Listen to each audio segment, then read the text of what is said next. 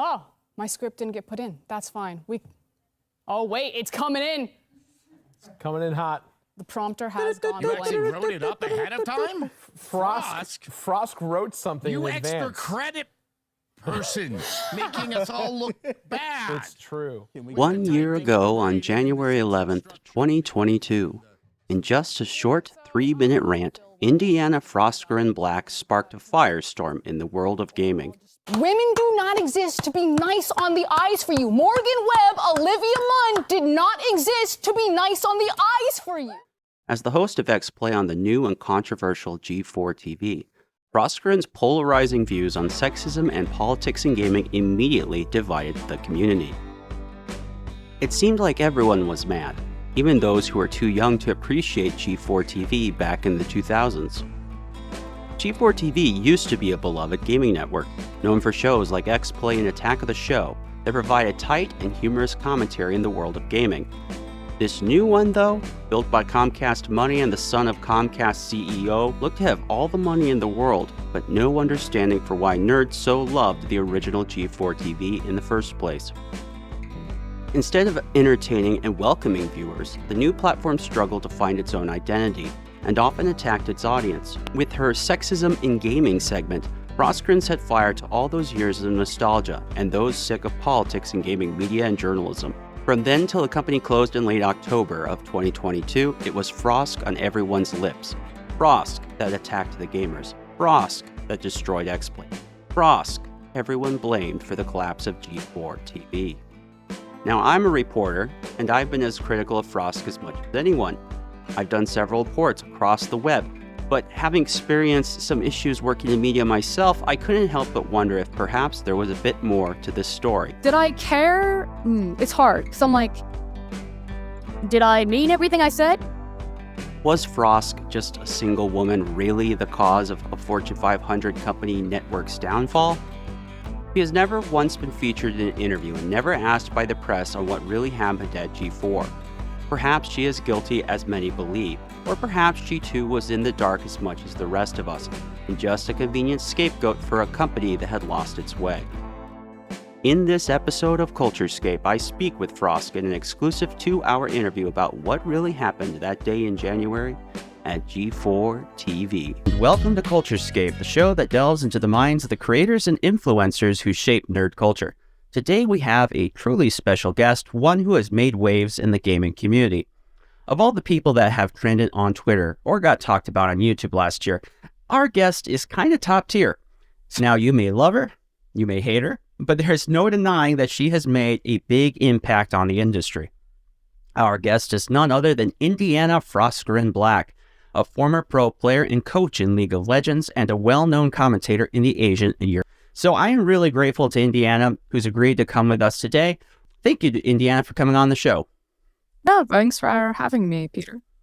Okay, so sometimes I like to do this with my guests to start out. I call it, let's read their wiki, and I will pick random segments from Wikipedia, and we will see if they are correct. Do I actually have a Wikipedia? I know I have a wiki feed. You do have a Wikipedia. It's not very long, though. And I'm pulling from the Leaguepedia more so. So that one's got more interesting stuff. Okay, is it true your favorite game is Final Fantasy VII? That is correct. Excellent. I agree. What do you think of the remake? I really enjoyed the remake. I didn't know spoilers, of course. It kind of lost me as soon as it did the ending. Not the context of the ending. It's hard to talk about this without spoilers. Not like the ending, but like when it does this weird Kingdom Hearts thing, and you're like running through all these, it got a bit Kingdom Hearts at the ending for me. I was like, I like this whole vibe that they've got going with kind of like meta fourth wall breaking, but I wasn't really about them like kind of running around abstract spaces. No, I get it. I was more tolerant of it just because I'm just so used to Nomura, but it's like, I think, like, you know, if you bring him on to head your project, I guess that's just what you're going to have to expect. The man cannot control himself. Okay. It says here you grew up in Portland. And, okay, that's correct. You were a coach for League of Legends for a Chinese team, and you lived in China for a time. Is that true? I wasn't a coach for a Chinese team. My team did have Chinese players on it. I was a coach for Dignitas EU, which would then later get promoted back when the EU LCS, because the League of Legends competitive circuit is separated into 5 kind of big major regions, and Europe happened to be one of them. And they used to have promotion relegation. And I helped promote one of the teams that would then become Splice, which they then later rebranded to Mad Lions. But before that, Dignitas actually owned a North American LCS squad and a European, I guess, like challenger squad. And I worked with players like Wonder and Kabe. So if anyone's familiar with League of Legends, I coached that team with Raz. Gotcha. Yeah, you are pretty widely traveled. The name Froskurrin, you chose that because it's Icelandic. That is the only explanation I found anywhere for your choice of name.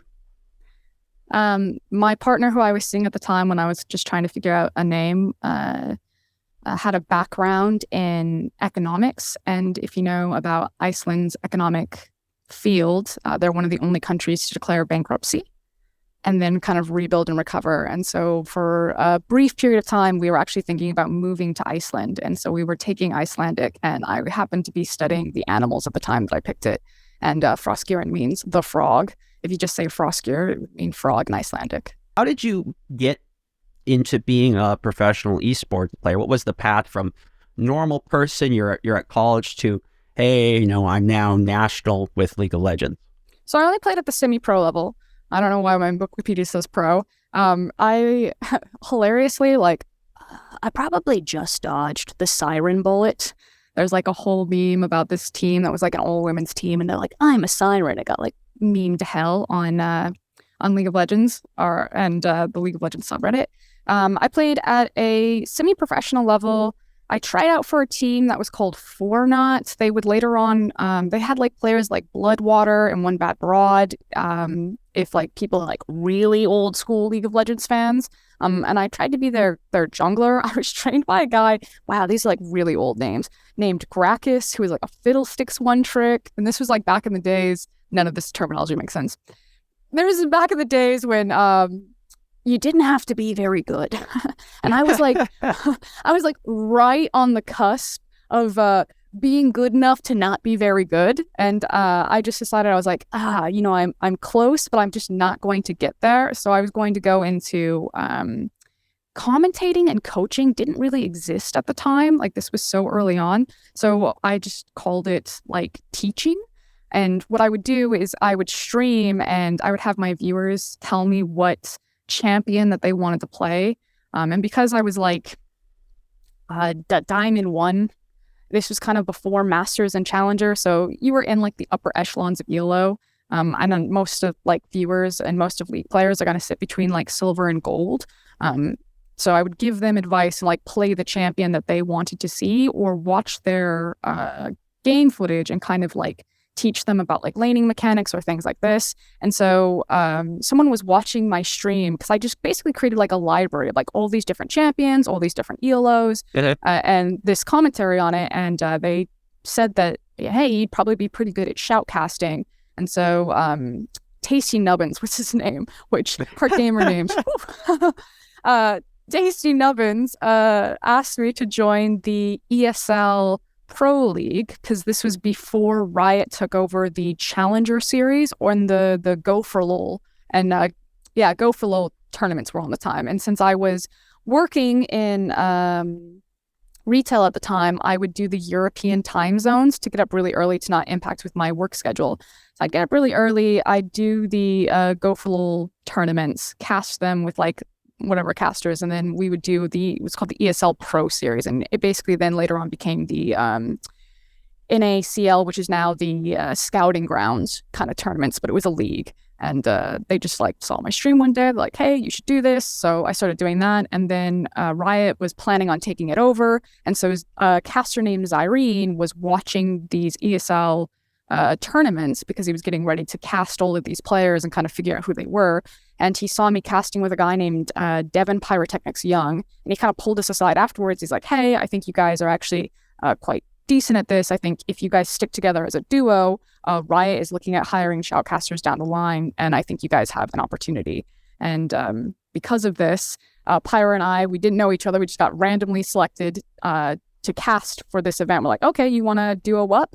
And to get extra practice in, I was living with a woman named Kelsey Moser, who is now a coach in the LCS. And she was doing coverage for Riot Games for kind of their broadcast. And she picked the Chinese region to cover it. She wanted to do the Chinese region of League of Legends. It's called the LPL, the League of Legends Pro League. And no one was doing any English coverage of it. She's like, hey, why don't you guys do the LPL coverage? You can practice your casting and you can help me set up this league. And so we started a kind of bootleg Twitch stream where we would take the Chinese stream and then we would cast over it in English coverage. And we did that for, I think maybe like a year and a half, 2 years. And then Riot eventually was like, no, you cannot do that, and took it away. But in doing so, gave us jobs. That sounds like Riot. Yeah. It does Very sound accurate. like it. Yeah. Comcast gets you in 2021. So when did you stop casting professionally full time? 2019, maybe? Basically, I stopped doing the LEC. I did some freelance, and then kind of immediately got hired by Comcast to go. So there was like a very short turnaround window. The LEC, for people who don't know, is just the League of Legends event for Europe. So if LPL is China, LEC is Europe, LCS is North America. Okay, so with Comcast, how did that happen? Did they approach you? Did you hear that this was something they were interested in? You seek it out? I know you're with United Talent. Did they play a role in that? So my agent came to me, and I have the same agent. His name's Travis, for Ovally. And Ovally was one of the first people that Comcast hired. And one of the first, because Comcast is owned, not Comcast, Comcast Spectacor Gaming, that section of it is owned by a man named Tucker, who is the son of the head of Comcast Universal. And he is also the owner of Philadelphia Fusion, the Overwatch team. And they also have stake in SKT, which is a Korean, primarily League of Legends, but obviously it also has a Valorant team, which is headed by the North American operations, whereas the SKT one, or I guess now they've dropped SKT, so they're just T1. It used to be like it's the Korean office and staff that build out of it. So esports, from like a perspective of the guy who wants to create G4 or bring back G4, already has a long tenure and resume with esports specifically, not League of Legends, more so on the Overwatch side for like his passions, and had hired Ovally very quickly on, knowing that esports was going to be, or wanting esports to be like a fundamental part of what G4 would then later on become. And then Ovally, with her, brought her production kind of staff. She was doing a show called, I think, Good Morning Esports, that they would just do like on Twitch, and had a producer named Trey on that. And Trey used to work as a producer for Riot Games, doing a lot of kind of like their, not third-party content, but game-adjacent content, things like The Dive he was the producer for, which is an adjacent podcast for the LCS. And I'd worked with Trey in the past, obviously with my time at Riot. I'd worked with Ovally at my time of Riot, and nepotism played a role. Comcast Spectacor sent out an email because my agent was already in contact with them. They had me do like a couple of test things. They're like, we don't know. We're not really like looking for this. And so like literally within 24 hours, they declined me. And then I guess Trey and Ovally were like, no, what are you doing? This is the exact type of person that you need to hire. And so turned it around. And then I got like one email that was like, no, thanks. And then 12 hours later, they're like, hey, by the way, you have a full-time position. Get ready to move to LA. I was like, what? That is fascinating. That never happened. Those people, the people, I don't know if they're HR or whatever, the people that turn you down, they never change. They're like, they're made of stone. Very strange. Yeah. Well, that was kind of nice. And I know people are like, there actually usually is a little bit of nepotism involved with anything in media. Always nepotism. Yeah. Like, if you're in any, it doesn't matter what industry it is, but especially the entertainment industry, like if anyone says that they, like, don't get me wrong, everyone works hard, but it is always at the intersection of luck, hard work, and definitely nepotism. I can't imagine people are like, what is that? Lily Depp, the daughter of like Johnny Depp, came out and just got like flamed pretty hard on social media. She was like, if your parents are doctors and you became a doctor, people wouldn't think that it was your parents. And I was like, oh no, just be like, it's okay. Nepotism exists. It's like really fucked up, but also it's like a reality of the system that we have. Yeah, Dr. Depp. Yeah, no, that's true. Even for like YouTube circles, I mean, you name it, it just happens. It's either because people, they're professionals, they have similar interests, they meet up, become friends, whatever. Or it's just like, it's, you have all these people that are coming to you. How do you choose out of this list of people? And they're all very similar. Oh, this one person, I know her, I know him. Let's do that one. Anyhow, so did you meet Mr. Roberts, Tucker Roberts, apparently the man that he really loved? He was like, he had really loved G4TV a lot, apparently, because he worked very hard to bring it back. I mean, I would say that I've met him. I wouldn't say that I know him well. But I probably met him like 4 times. Have you ever heard, and this is a common rumor, that one of his reasons, so it's either he really loved G4TV so much that he wanted to date Olivia Munn, or it's because he dated Olivia Munn that she convinced him to reboot G4TV. Have you ever heard? Because those are common internet rumors I've heard several times. The one that I heard was he dated Olivia Munn and they wanted to bring back G4, and then in the breakup it got messy and he kept the project, or maybe the project at that point was like the ball had already started rolling and he was like the finance behind it. So, they were like, who gets to keep the dog? How did you guys develop what kind of shows you wanted to do? So obviously esports made sense. You ended up working on xplay. You were a major host there. How did you slot in? Was that always the plan, or did you guys develop that when you were putting things together?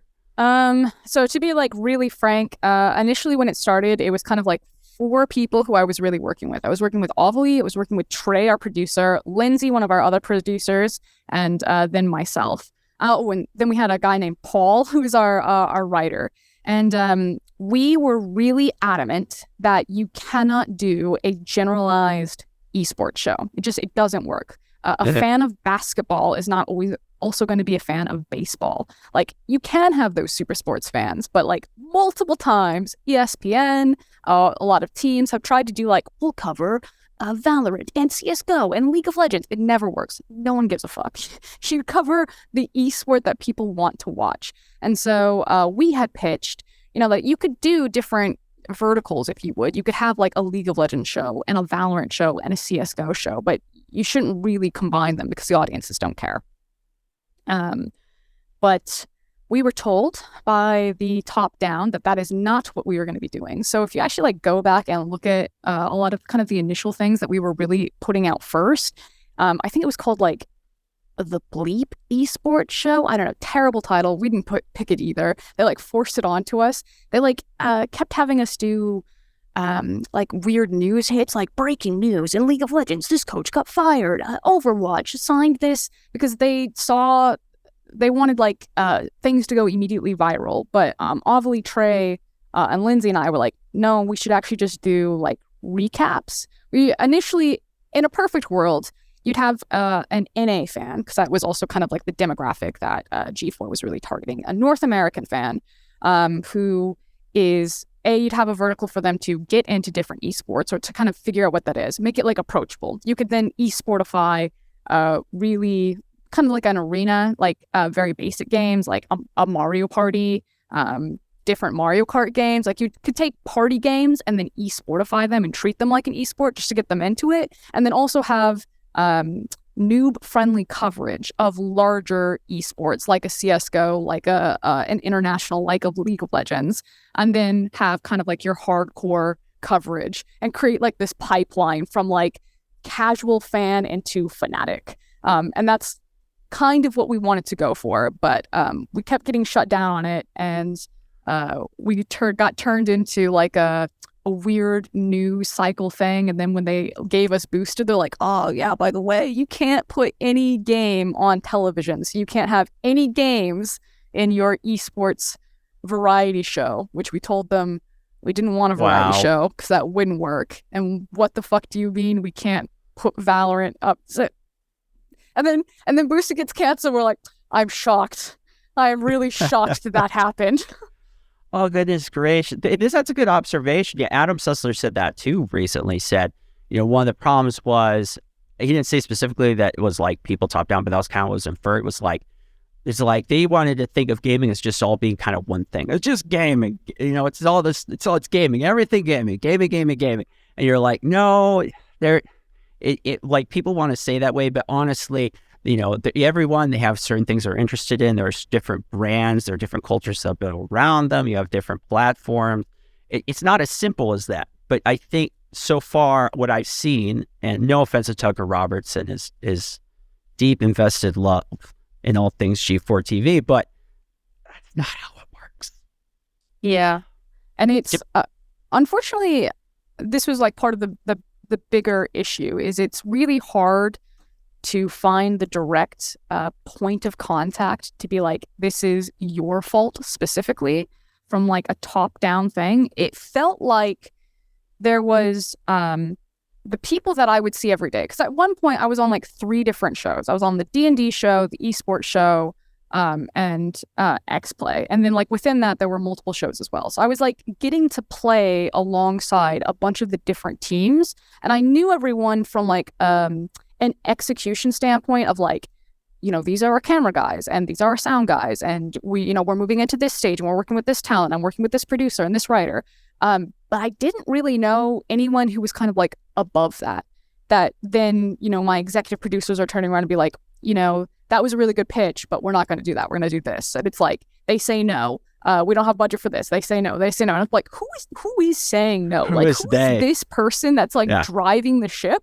And to this day, I don't, there's so many rumors. Some people will say that it was Tucker, but puppeteering through multiple people. Some people will say that, Tucker truly just like pissed off and was like, I'm out, guys. And it then got taken over by Joe Marsh. Like, I have no idea. Whoever was driving the ship crashed straight into like so many icebergs. I cannot explain to you the amount of decks. I make a lot of pitch decks. Trying to convince people how to like organize something or to redo programming. And it just felt like no one had any idea what they wanted. And no one wanted to try like anything that has been shown or proven to be successful. It was mind-boggling. Yeah, and you had, this is what people said, besides calling you not someone that was into games, which is just not true. They're saying, oh, she doesn't really know what she's doing, but that's not true. You had worked in broadcast, you had done streaming, you had been aware of a lot of these things work. So I wonder why they weren't listening to production. What's the point of bringing on these people if you're not going to listen to them? I mean, they're more than talking heads. That is just the multi-million-dollar question. But also there's just like, even before that, there's so many different strange things that happen. Why would you build out a massive multi-million-dollar studio if your primary demo was going to be digital first? So to like break down lingo for, viewers who wouldn't know, we have digital and then you have linear. And linear will be television, digital will be things like YouTube and streaming services.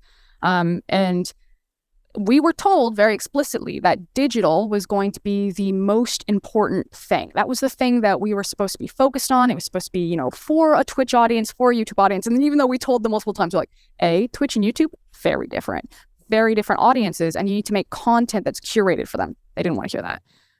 But the problem is that linear is how the only way that these kind of traditional media people knew how to make money. And even then, it did not know how to make money very well with linear. So if linear is the only thing that is like actively making money, but you're not making content for linear, xplay had deliverables for YouTube, Twitch, and then 3 different deliverables for linear.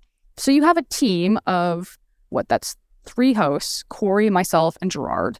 And then you have, I think, 5 writers, Jake, Joe, Emily, Megan, and then we had Danny. This is like a team of 8 people. Throw on like Leffler, I think maybe a total of 10 people on the xplay team.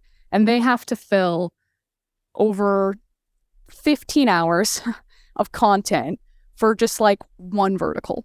The workload and the scaling of it was absurd. There's like every single point where we would go into meetings and everyone would just be like, we have no idea how, like, they keep telling us that they want this thing and then this thing and then this thing. And it's just like, it's growing exponentially and crazy. And we don't have the man hours or the people to like fix this. And that's why I even joined the xplay team, is because when I was on the esport team, the xplay team was like drowning. They just had way too much work and they're like, we need help. And I was like, I can help. I have experience as like a producer and a writer, so I can like jump on and assist this. Was social media management part of the job? Like, did you have to watch the YouTube or Twitch? Were you supposed to keep up with view counts or ratings, or did you guys have someone else to do that for you? No, we had an analytics team that didn't really understand how to compress that data. At one point, I think Gerard was bringing in like his own YouTube people, and that's why you like see like a sudden shift of like the thumbnails. We basically had like an analytics team that were very experienced, but not in like this type of analytics. And no one really knew how to read any of the numbers. And then when we did eventually get people who like specialized in, you know, like Twitch or YouTube or whatever as a platform, and then start making adjustments, you would see like healthy growth. But it's really interesting when people, like I've seen, you know, when people like really start going into like the analytics of G4, one of the big things is that they always talk about like, this YouTube channel is so huge and the views are so small, and they never take into account that YouTube channel was dead. You know what I mean? Yeah. Like the actual active number of subscribers and commenters on that YouTube channel, like it was like 500K or something like that, like a very large number, but your only active number, because that YouTube channel was the old YouTube channel, and it sat, you know, dead for like a decade. So the only people who are actively working on it was actually in proportion to the views that it got. So people would constantly look at like this giant YouTube channel and then look at like 30K views and be like, well, you know, this fucking sucks because it only has 30K views, and not realize that the real number of subscribers, like that was just inflated because it had been around forever. Yeah, and so so people on the outside, we were like, look, it's great. You know, they're starting with a channel with 1 billion subscribers. And for you, it's like, that actually isn't an advantage in some ways. In some ways, that feels like that's anchor tied around your neck. Yeah, and then we couldn't tire the algorithm out. They decided to move everything off of its own platform because they're like, you know, if Attack on the Show, if people don't watch that, then it means that like people who want to watch xplay, like it fucks with the views of each other, because not everyone who watches Attack wants to watch xplay. And if you put them on the same channel, but you have like a big decrease, the YouTube algorithm won't push it as hard as it wants. And so like, okay, we need like a sweet spot, like 3 videos a week. Everyone has their own separated YouTube channels, but they separated them like way too late. They decided to keep xplay on, I think, like the primary G4 channel. Yeah, they renamed it, yeah. And then just like renamed it because they're like, well, xplay is the one that's doing the best on YouTube, so it should have like the biggest advantage of keeping like the primary channel. It was just, I'm like, why didn't we hire someone at the very beginning? It just feels like everything was built very backwards, and no one was thinking like logically, if you wanted this to succeed, how would you have done it?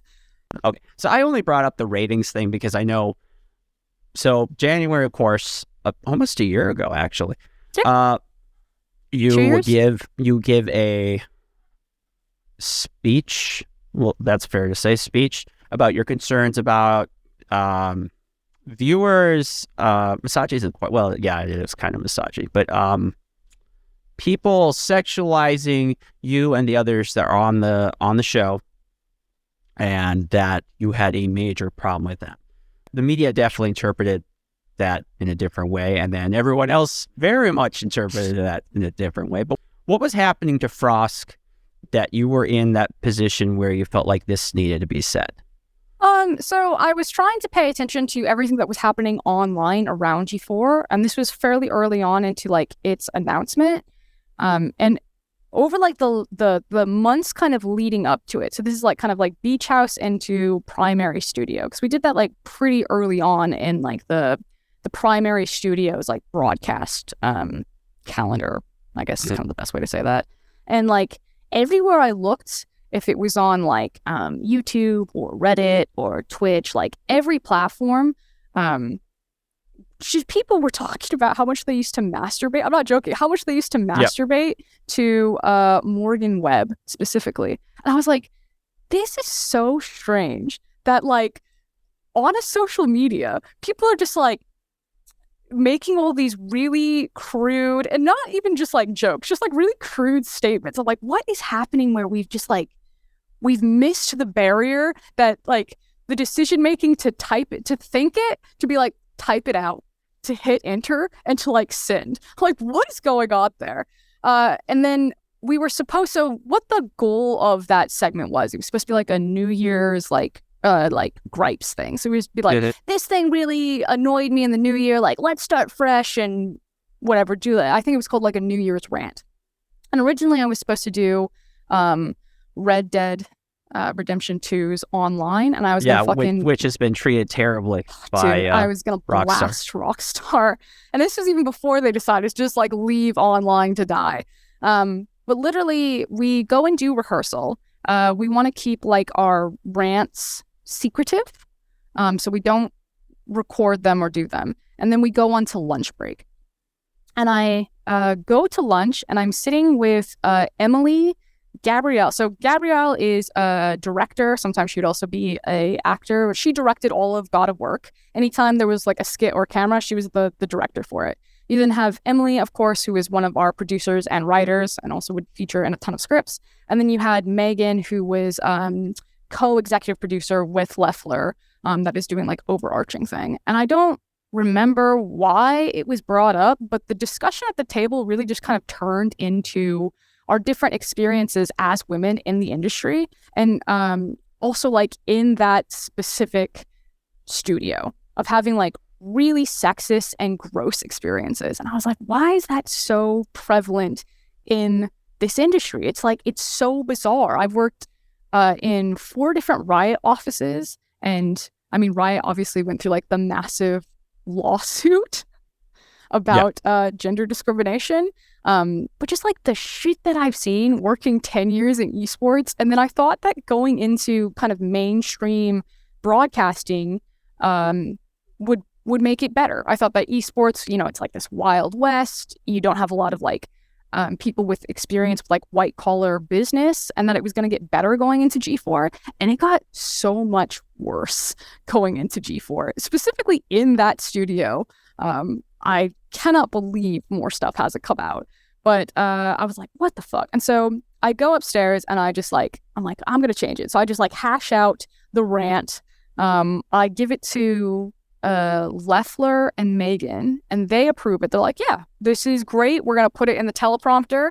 Give it to teleprompter person, and then I read it. And that is like what went out. It was approved by, you know, like all of the higher ups. Hilariously, Gerard was actually going to do a really similar rant. His was going to be about like I guess like the general like hatred or negativity. I don't want to like put words in his mouth, but kind of like the negativity around like the gaming sphere and like the audience outputting that.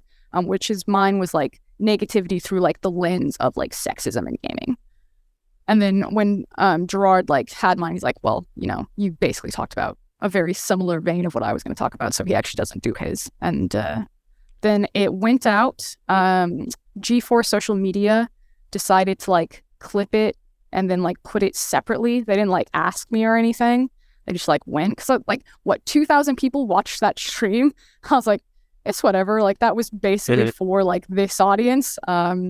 They clip it, they put it, obviously like G4 rides like the high of like the internal, everyone's like, you know, good job, we really stand behind you. And then as soon as like the backlash comes and it gets caught up in the YouTube algorithm, then obviously like all of the harassment comes, and G4 just like they hard bailed.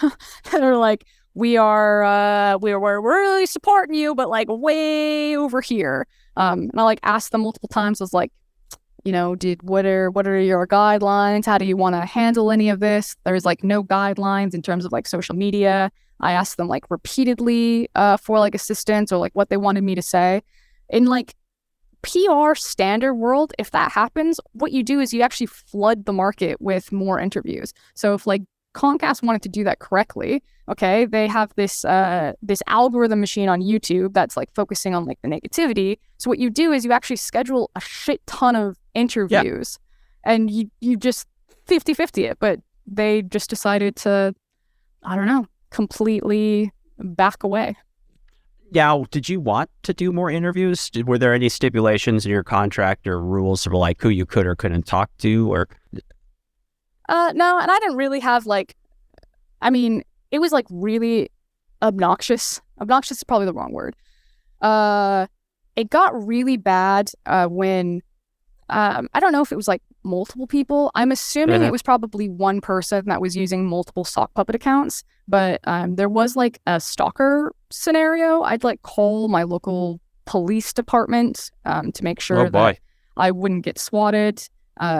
My address that was attached to my LLC was actually, because this is how they tried to get it, was actually my agent's address and his phone number. Oh, no. And so my agent was getting all of these threatening phone calls and like having like drive-bys his house. And I was like, I am so sorry, Travis. And so I had to like completely change my LLC now to like some random like PO box. But I had this individual who was like I'm assuming reverse image searching my pictures that I put on my social media and like kept like messaging me, like trying to get my location, like how's Hawthorne, California, and like this like weird shit like that. And so I was like, wow. But the thing is that my wife is English and they don't have guns in England, and she was just very paranoid about moving to America. She didn't really want to do it. She's like very used to like the welfare system over in the UK. She got really scared, and I decided to delete my entire Twitter to make sure that there weren't any images that could have been used to either try to, I don't know, if they're like ripping data or reverse image searching. I just like cleared the entire thing out, which then I felt like anything that I did, then like the YouTubers were reporting on it. I was like, dudes, I don't even know how to explain to you just like the levels of like deep just weirdness this is. So that sucked, and that was like definitely like a low point. But outside of that, it was just kind of like business as usual. I'd stopped really using a lot of social media. Didn't go on YouTube at all. Like couldn't go on YouTube anywhere. And I just tried to like focus on work. Wasn't understanding what you were saying, but did you have issues of that you were seeing misogyny at your job at G4, or you were seeing things just in the day-to-day? Because like, these YouTube commenters make these really gross things about you.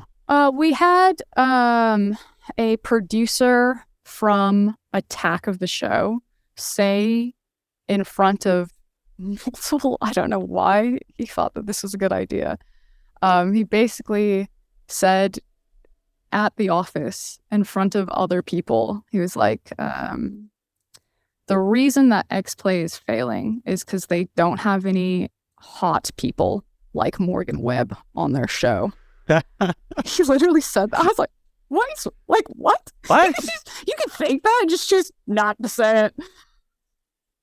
That is interesting. I think part of the problem you guys had was Adam Sessler did point this out recently on my friend Vito's show. It's like there was xplay, and that was kind of like the other show, but then there was Attack of the Show, and Attack of the Show really was like a mid-late 2000s, and they really did push hard on stuff that isn't looked very fondly at now. And so I think you guys in some way were kind of pushing against that because they had certain, I mean, if there is a connection between like the band show and Attack of the Show. Like that was just kind of the climate they inculcated. The pipeline for like Spike TV. Yes. Oh my goodness. You'll never get those days back. If I was in your position, Frosk, it sounds like you were busy. You were trying to get your job done. Of course you want to get hits, but it's like, I have to keep going. I have to keep making content. Keep that Oregon monkey grinding. And so you're like, look, you want us to do a New Year's show? Okay, we're going to do a New Year's show. You want me to give like what I hate about whatever? Fine. And you're like, okay, we did it. It's done. Fine. But then at that point, what it sounds like is that PR or whoever was in charge of Twitter is like, no, this will be good. This will be good. We'll blow it up as big as we possibly can, and the people will love us. Because that's how it works, right? You make a lot of people mad, or you get their really attention, and they're like, oh my gosh, I was so wrong about G4TV. I never thought about it. I never watched it. But all of a sudden now I love it. Like, what, do you have any sense, like, did they understand what kind of fallout was going to come your way? Oh, no, not at all. And, like, if they had asked me, I would have been like, do not clip that. Not that, like, because it's like, did I care? It's hard, because I'm like, did I mean everything I said? Yeah, but that's in a context of, like, I know that only 2,000 people are watching, and, like, I can look directly at the Twitch chat, and I actually, like, talk to it. Like, it was in the context of, like, the rest of the show. To, like, clip it and then to, like, magnify that on, like, a scale of, like, 100,000 more. Like, if I was, like, if this was a world championship in League of Legends, which has, like, bazillions more viewers, you obviously frame things different. And the League of Legends ecospace, I did the European version of the dive is called Euphoria, and it's basically, like, again, an adjacent podcast that goes alongside the LEC. And there's a whole episode that I'm the host, and I'm basically interviewing Shox, who's, like, one of the biggest people in League of Legends, just in esports in general, biggest women in esports. And we talk explicitly about, like, sexism in the industry, being a woman in the industry, pros and cons, and things like that. Like, there's a whole, and we talked for, like, multiple hours. I would have done, but again, that's, like, knowing that audience is, like, far bigger than, you have a minute and a half to get this segment in on a 2,000 viewer stream, like, go. So just different content would have been repurposed for different things. Yeah, no, and it sounds like, though, you weren't, because people, the way it was, this is kind of, I think, where you guys were done dirty, was the media interpreted this is what Frosk is saying about all the gamers. Yes, she all hates of them, all of every you. single one. And, yes, and it was like all the people, for people who follow gaming social media, it was like all those people that are just really kind of annoying, they're really into this. And so it just turned into this culture war thing so fast. And you actually, even people who are, say, actually pretty close ever, not all YouTubers, but some people who are more steady hands are like, in principle, I don't actually disagree with what she's saying. It's like, there is an issue that women do get treated differently in media. You can look at the old G4TV, or you can look at the new one. I mean, that's true to a certain degree. And it's just like, but we're really uncomfortable with how this has been framed against each other. And, gamers, and I mean, no one wants to be attacked, but that's how it kind of was framed. Did anyone reach out to you? Like, did anyone, like, try to, like, figure out what you're saying? Did you have people at Polygon or Kotaku or IGN or, game industry business, I don't know, Washington Post, whoever? Kotaku reached out to me, like, immediately after it happened, and I literally responded. I was like, the last thing I want is a Kotaku article right now, because I was like, it's already, like, blown up into that sphere, and like, no shade to the Kotaku writers, but that media has, like, a certain branding around it, and I did not feel that was going to help. And also, Comcast was, like, kind of low-key threatening. I got called into, like, a meeting, because, again, like, on the surface of everything that was, like, put into writing, they were, like, very positive about. And then it, like, very suddenly shifted, where I was suddenly having, like, a meeting. Like, Aaron Russell took me for a walk, and she was like, I was there at EA when the active shooter was there, and, like, I realize how things can get out of hand. So I just want to make sure that you're, like, safe. And I'm like, why are you freaking me out like this? What is happening? And then I got called into an office by, I think, like, someone in head of I don't even know what her title was. I think she was head of programming, and she was just like, this is a safe space, but I just want you to know they want you to stop talking, so just don't say anything. And I was like, well, can I get, like, guidelines from them, or, like, some assistance? Like, I would really love to, like, talk to, like, a PR person. And they're like, she was like, no, like, they basically would say like, oh, we're going to have someone contact you. They would never contact. In writing, like, because I had to do like this whole big like HR thing when I like I reported them to a lot of different industries because also all the illegal contracts are happening.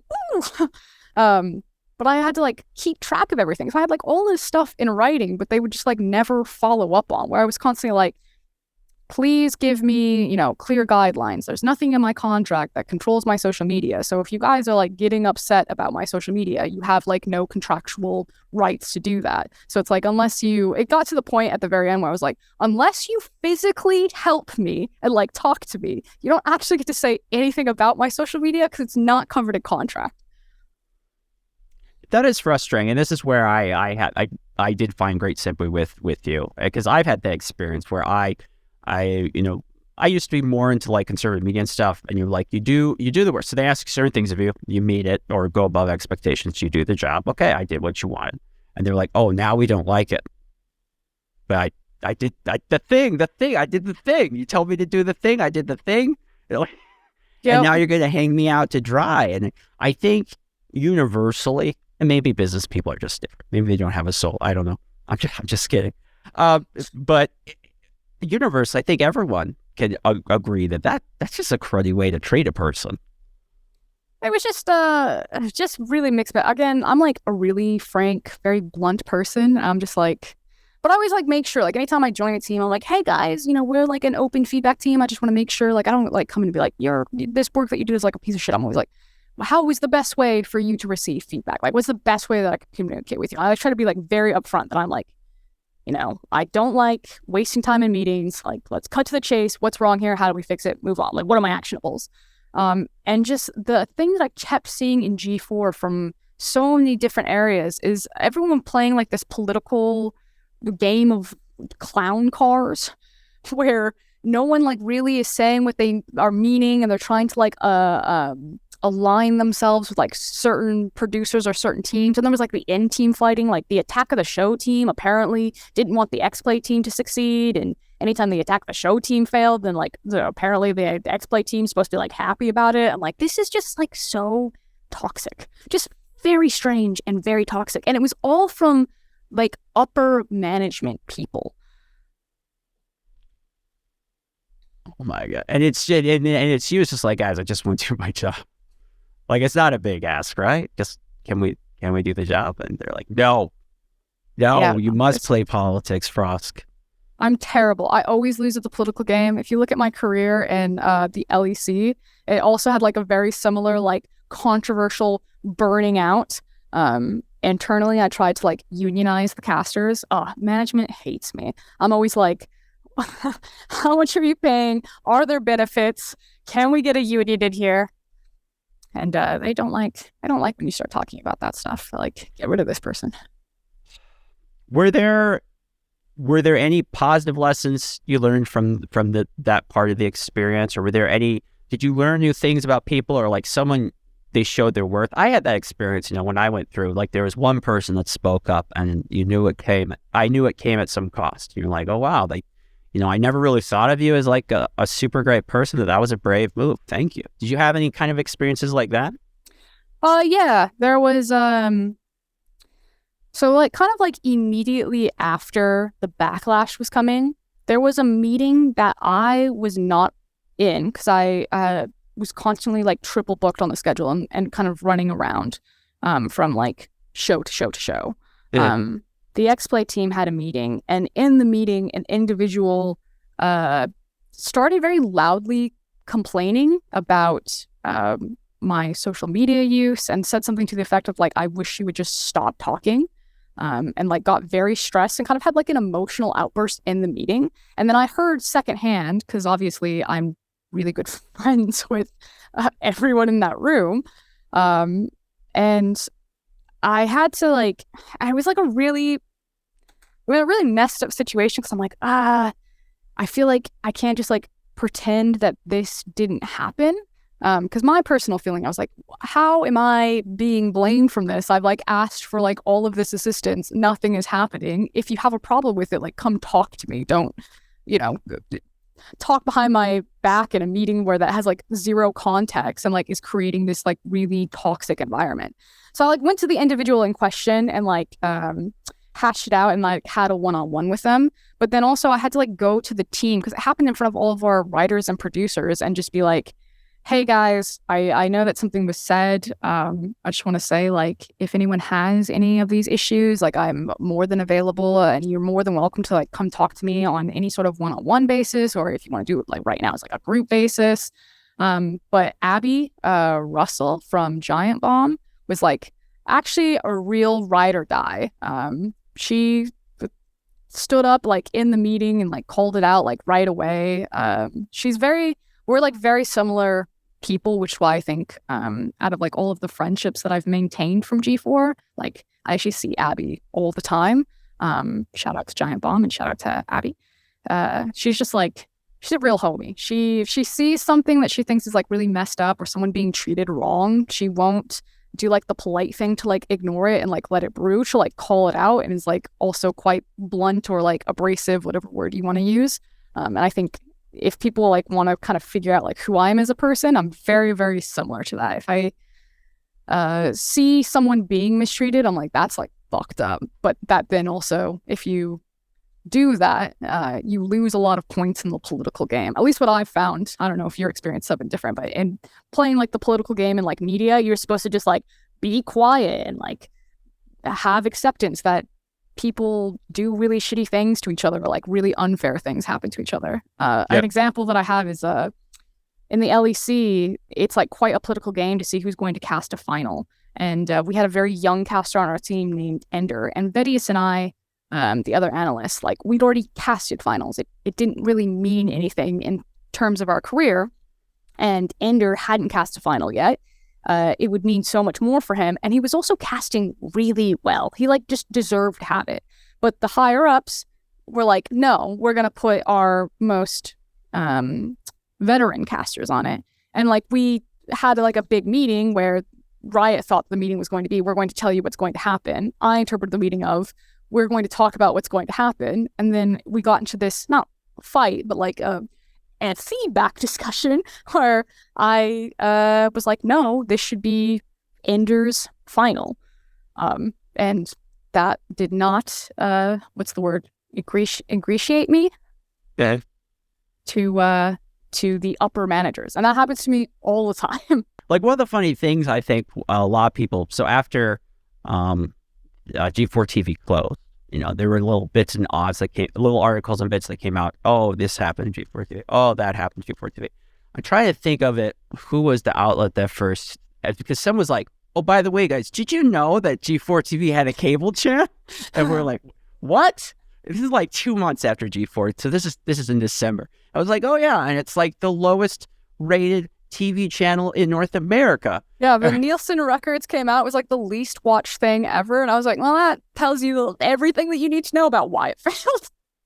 My favorite thing is people would see that, like it closing, getting the lowest and be like, holy shit, I didn't know G4TV was back. And I'm like, I saw the marketing budget. What did you guys do with it? Many people made some wonderful extra payments on their summer homes. Dude, I am so convinced that whoever was in charge of marketing, like, we're talking about nepotism, was just like, yo, friend over here that runs Instagram company, I've got a multi-million-dollar deal to put ads on Instagram for G4TV. Who the fuck is watching G4TV on Instagram? That is not a demographic that crosses over. Yeah. I digress. It's crazy. It is kind of unfair, though, because people they didn't blame Comcast Spectator. They blamed you. They said, oh, the people in xplay, look, they're not funny. Oh, look, they only want to cover old games. Oh, they're so terrible. I'm like, some of this is a little hard to believe because I know, for example, Gerard is there. That's what he does YouTube full time. So he's always doing something kind of similar to this. Adam Sessler, maybe he doesn't have a lot of experience with YouTube and stuff now, but you know, he's an old warhorse. You know, he knows how some of this works back in the day. Of course, your experience. So that didn't kind of shake out. But what you're telling me is one of the big problems is that you guys just had too many things to fill, and when you were desperate for trying to fill things, you know, quality sometimes goes down. It was also kind of evergreen content. You know, if because the runway window is like so tight and it's changing so often, because for the entirety that I worked there, the budget for what each team was given changed every single time. Like every week, they'd either be like, they're slashing our budget, they're increasing our budget. So no one even knew from like the executive producer level how much money that we would get to spend on X number of show.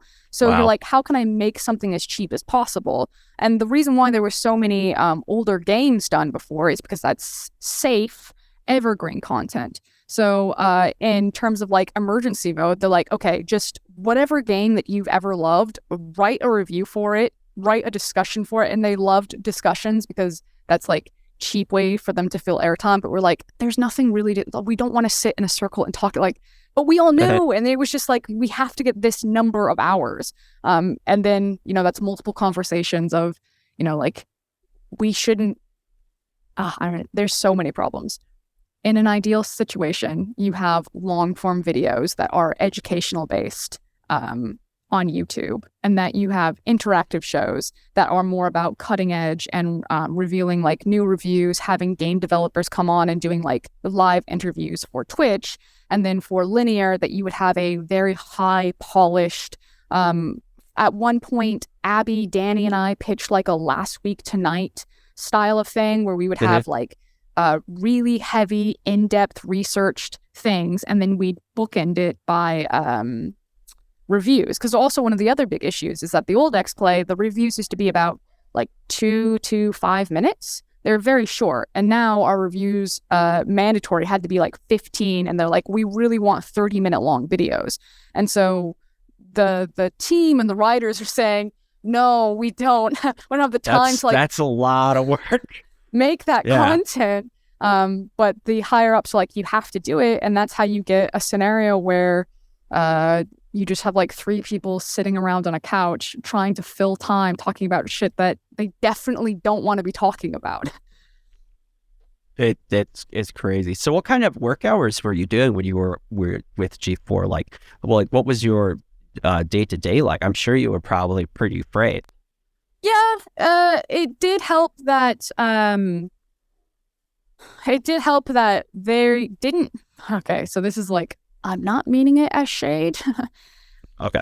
There are some talent members who just kind of show up and read the script that's given to them, and that they really over-index on their responsibilities as just being like the person in front of the camera. That is like not ever, again, I didn't come from like a traditional broadcast perspective. I came from like I'm really into this thing, and so now we gotta like build it from the top down. So like for things like Farming Simulator, I think was like one of the first reviews that I ever got to do for xplay, and I was like super nervous about it. I wrote like that entire script. It was like a 25-page script, and then I worked with Abby to like trim it down. As far as I know, Corey and I were the only, so TBH and I were the only writers or the only talent who also wrote our own segments. I think everyone else, from what I observed, would like sometimes give input notes, but wasn't also doing like writing, editing, and producing work. Which is interesting. I think part of that, I'm just guessing here, but it seems like the mixed signals, it's like, is this broadcast? Is this more streaming? It's like you said, from where you come from, you work on everything. You go, it's your baby, you watch it, you kind of have the expectation everyone pitching. People though that might have a more TV, an older style view with TV production, they might think, oh, I'm in like the weatherman. I just kind of show up, I do my little bit, and then the rest is your problem. You deal with it. No, you'd see that a lot. And so there were a lot of segments also where they're like, we need to pad this out with like an extra person. And then, you would be on in charge of like, I don't know, like a Sims review and then like a Fallout review. But then like the NBA 2K team would come up and be like, we need an extra person to like sit down, and be like, I am an extra body. I can sit and help you guys with that, which is then also how you would get like into a position where you're like, I am here to fill dead air to help bounce ideas with you guys. And that would also happen a lot because, again, discussions are going to be, it's like reality TV. You don't have to script anything. You're just like, and then they talk about this for 10 minutes. And then you like keep looking over at the director behind the camera who's like indicating how long you guys have. And they're like, keep going.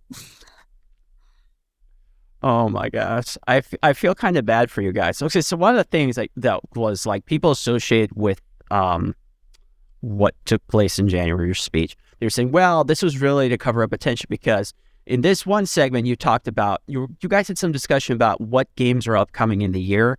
And then people were saying you got one of the exclusives for Xbox wrong. I think it was like Hogwarts Legacy or something like that. Yeah, that's hard. Like even when you know a subject pretty well and you're trying to perform, your brain fries, you forget things. It happens to everyone. But if you're telling me it's like, okay, Indiana, we'd like you to come down. We decide, we don't know if you've ever played these games. We don't know if you have any familiarity with it, but you're going to talk about it for 30 minutes. And you're going to tell us the ins and outs of this topic. And we don't really care if you actually know anything about it. Good luck. So that day, I remember that day actually really well. And they completely changed everything because they realized how badly they had kind of left us out to dry. That day was also when we had Adam Sessler on site. And because Adam lives in San Francisco, they would fly him down for short periods of time into Burbank and then record so much footage with him, like maximize the time value.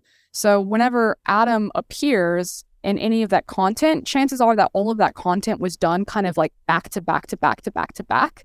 And we were on set for a ridiculous amount of time doing like discussion to discussion to discussion and like moving topics around. And to try to cover it, I think we also talked about Starfield that day. And I was like, the one, because Emily and I like the RPGs, and so I was like, I will research Starfield. Everything that we know about Starfield, I will go and listen to like all of the interviews that Todd has made and like get all these weird notes. And but I don't know what Xbox, Sony, and Nintendo exclusives are. I was like, I prepped Starfield for this, and now I'm in 4 different conversations. So that is exactly how that happened. And I had to go apologize for it. And I was like, I'm very sorry to all the Hogwarts Legacy fans. But the other big one, and I'll just like discuss it up top, the Sony PlayStation one. So like the quote is that I'm like, what do I say? I'm like, Sony's dead in the water. I fucking hate this thing. Like whatever. And the fact is that I had spent, if you watch G4, I had spent so long trying to get a PS5.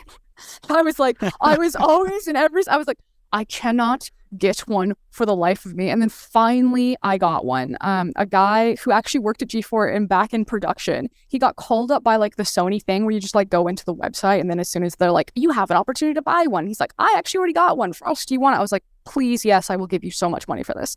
So thankfully, I did not have to buy one for resale value. I'd spent months trying to get one. I finally got it, and then I was like so excited. I like go in to like see what games I can get, and I'm like, Alan Wake, the remaster, that sounds amazing. I don't really vibe with like the Spider-Man games, but that's like the big game.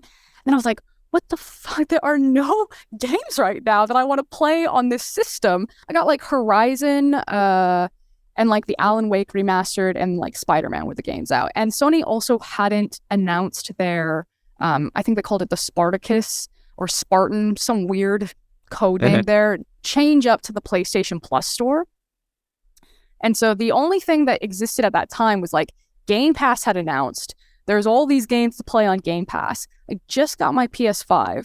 I feel like it's just an overgrown paperweight because I either have to play, what was it, like Deathloop was the other big game on the PS5 at the time, and like Ratchet and Clank. I was like, I'm not a Ratchet and Clank person. Don't really want to play Deathloop. Not about Spider-Man. So all I have is like these weird remastered titles, and they don't have like, they're getting smashed by Game Pass because I have to spend so much money and the PlayStation Store sucks. Now that the PlayStation Store has changed, it is much better value bang for your buck. Especially if you go for like the premium title, until all of the AAA, like this is actually an interesting conversation about it if you want to have it, is as soon as Game Pass has access to like Elder Scrolls and Starfield, the Outer Worlds, Avowed is like coming out for them, and they say that they're all like day one Game Pass, then suddenly Game Pass is like economic value or bang for your buck goes up dramatically. Because right now, even with the premium tier on Sony Plus, is like super nice, especially with the back catalog that you get for all of like your PlayStation 2 and PlayStation 3 games historically and notoriously PlayStation 3. Fuck that console. But like God of War Ragnarok, I still have to pay for that. And so that's when I think like the dynamic starts to shift. So like until all of those big releases from Xbox come out on Game Pass, like bang for buck, Sony is the cheaper, more content console that you get. But then I'm like really curious what like the timeline is until something like a God of War Ragnarok is on through like your bundled PlayStation Plus premium package. Because then suddenly it goes back in. But right now I'm like, man, I have to pay $20 a month to get access to this back catalog. And then I'd also have to pay all this money to get God of War Ragnarok if I wanted to play it. No, the shortage was very annoying. Were you guys treated like more like a game journalism outlets like AGN? Were you guys able to get codes, or did the other companies send you stuff to make it easier, or were you having to play the new games, access whatever you needed to do for the show on your own dime? It would really depend. Danny was like head of like our connections and would help us get codes. And that was just through like all of the experience that he had built up in his career. But if Danny didn't have it, then we'd have like Legends Arceus. I had to buy that and then play it to do the review for it. I think the only like big title that I did personally for xplay was The Last of Us Part 1 remaster. But otherwise, like the God of War and Elden Ring and Horizon were all done by Gerard or Adam Sussler. Okay. Part of their job probably was that you had to, this is common, I hear a lot from people who work in game journalism, is there's the real job, and then there's kind of this second side job where you play the games for the real job. It's kind of like that for you? Yeah. It's crazy. The older that I've gotten, the more that like, it was very interesting playing a game for a job. Probably one of the worst experiences I had with it is I was reviewing the Borderlands D&D.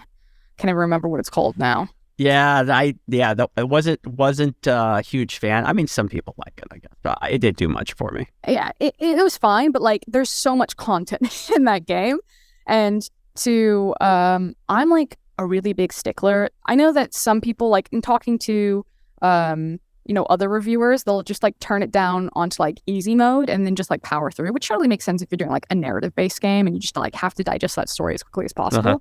But sense. I was always like, I'll always play normal just because that's like supposed to be the experience that, I don't know. My idea was like in the reviews, if I'm talking about like a difficulty curve or something like in Control, when it feels like the difficulty curve like really spikes at like a certain point in the game, I want to like talk to it from that. So in playing Borderlands and just having it on like normal difficulty and just like not figuring out how to do my build, I would very quickly get stuck, and suddenly, you're spending so much longer just trying to complete something before you can even start doing the review for it. And again, on the timeline was even worse. And we had the ability to outsource. Like Leffler would always talk about, we can hire a freelancer to help us like complete this game.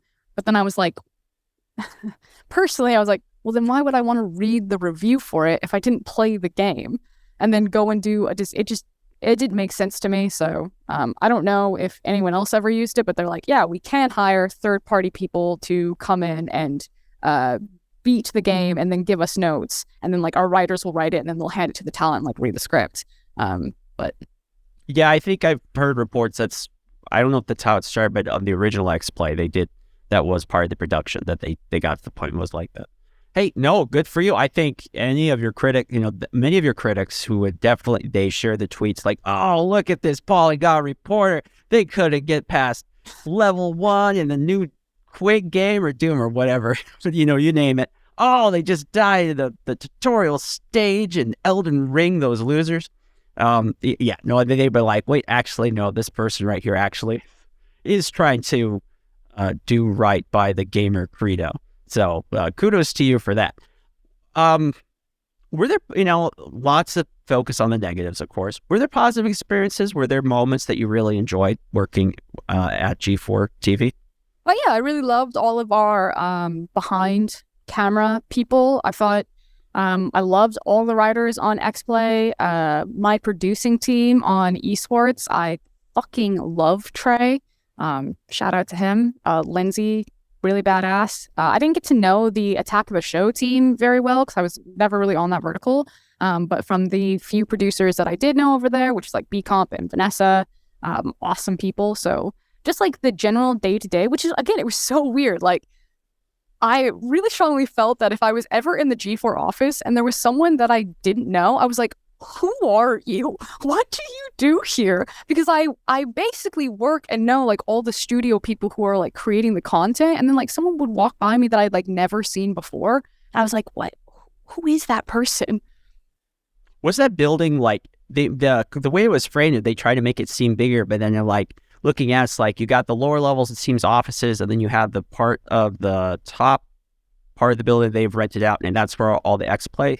All the filming stuff was. Did you guys like feel like you had enough room or resources to do your job? I think that the setup and kind of like workflow pipeline was really messed up, and that it was supposed to be, hey, there's jacks all over the studio, so that if you want to film anything anywhere, you can actually just like jack into the floor, and then it has like, everything that goes into the main control room or into one of the control rooms. But what would actually happen is we would be like, hey, we want to do, X, Y, or Z content. And someone would be like, no. And so you never really got to do anything that you wanted to do. But I think in the really good sense, like when Gerard had his buddies from Hollow Knight, and they showed off, I think the game's called Mira. And they did like a big thing where like they came in, we talked to the developers, they got to see like a test build, and it was kind of like a big promo or kind of reveal or announcement for that game. That was like basically all produced by Gerard with assistance from like the direct talent. And production actually like tried to shut him down on that. And there was so many different instances where that would happen all the time, where we were constantly fighting. And this isn't like our camera people or audio people. Like, those guys are great. This is like the person who's deciding if production is going to do that would just like have no idea what was on like the calendar or what was possible, and just immediately would just say no. Yeah, and it seemed like from the floor plan, it looked like they had kind of pushed all the production stages together, which is like, I have a little. Yes, that's right. Yeah. That seems like a very poorly designed set choice there, guys. But okay.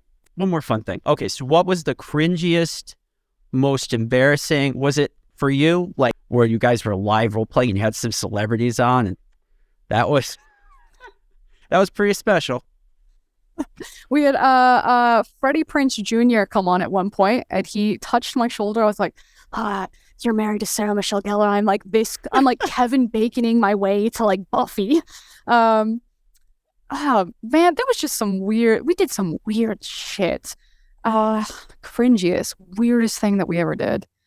The D&D shit was really hard, and that was really scary. I have no idea why they decided to do that that way. I remember we were warming up, and we had like an improv guy like come in and like try to help us. And just Kasim, who is probably the most technically sound improv person that we have. Like, if I had to actually think like who was an actual actor on like the G4 team, it would be like Kevin, Kasim. And I wouldn't classify Adam as an actor, but obviously like has that like repertoire or like that ability just because of like the experience. But like Kevin and Kasim are probably like the strongest actors that we have. And Kasim was just like about to shit himself. He was so nervous. He's like, I have no idea how to play D&D.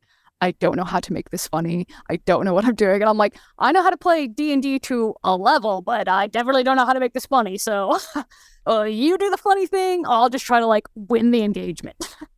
I know. I think of my D&D nights, it's like, you guys want to watch us make characters for 5 hours and drink 2 liters of Mountain Dew. I mean, I don't know what you want from us. Yeah, I don't know. They just, it's because they had a deal with, here's the fun thing about D&D. They had a deal with, I want to say Wizards of the Coast? I don't know. They had a deal with someone, a big entity in that, and they helped finance it. So G4 didn't have to eat the entire cost of it, which I think it was like a cool idea. I definitely wouldn't have done it that way, but that was a reason why like D&D was important to them, is because you had a sponsor and an investor that was saying like, please make this content. You have the studio, go and do it. They ordered like 3 seasons of the D&D show, but the production team used all of the money. Like, this is how bad they were with money. They used all of the money for a single season. And that's why, like, B-Dave had, like, organized it that it was supposed to, that's why it never came back. They just, like, I don't know. I'm like, how do you do that? Well, it felt like even, like, some of the people that came on your shows, like, why is that person there? Like, I think they're on a sitcom or something. Like, who is this for? I'm sorry. That sounds legitimately, that sounds like a very difficult situation, and you put yourself in an embarrassing situation. It's not fun for you, and you already had everything else you had to do for work. Did you ever have moments you're like maybe you have moments where you're proud, and I hope you had those kind of moments. You're like, oh, Mom, hey, look at this. Here's my review. I'm so proud. Did you have moments you're like, please don't look, whatever you do, don't look up G4TV or xplay on YouTube? Anytime if I had to do the esports tournaments, oh my God. So the esports team got fired twice, which is very strange because they told us that it was going to be like a principled pillar because it was so important from like the background of Spectacor gaming. But then for whatever reason, the middle management that like got in hated esports. They had no idea what to do with it. They didn't want to like listen to anything that we were suggesting to them. And they killed the esports team. They fired everyone and then had to immediately rehire them back. And there was actually like a transitionary period when we were moving from the beach house into the actual studio where the middle management that were responsible for gutting the esports team, they themselves got gutted. And that's why Russell Aaron, the CEO for a limited amount of time, came in. And I think that was like from like the top down. So Comcast Spectacor Gaming, if that's Tucker or whoever it is, some shadowy figure.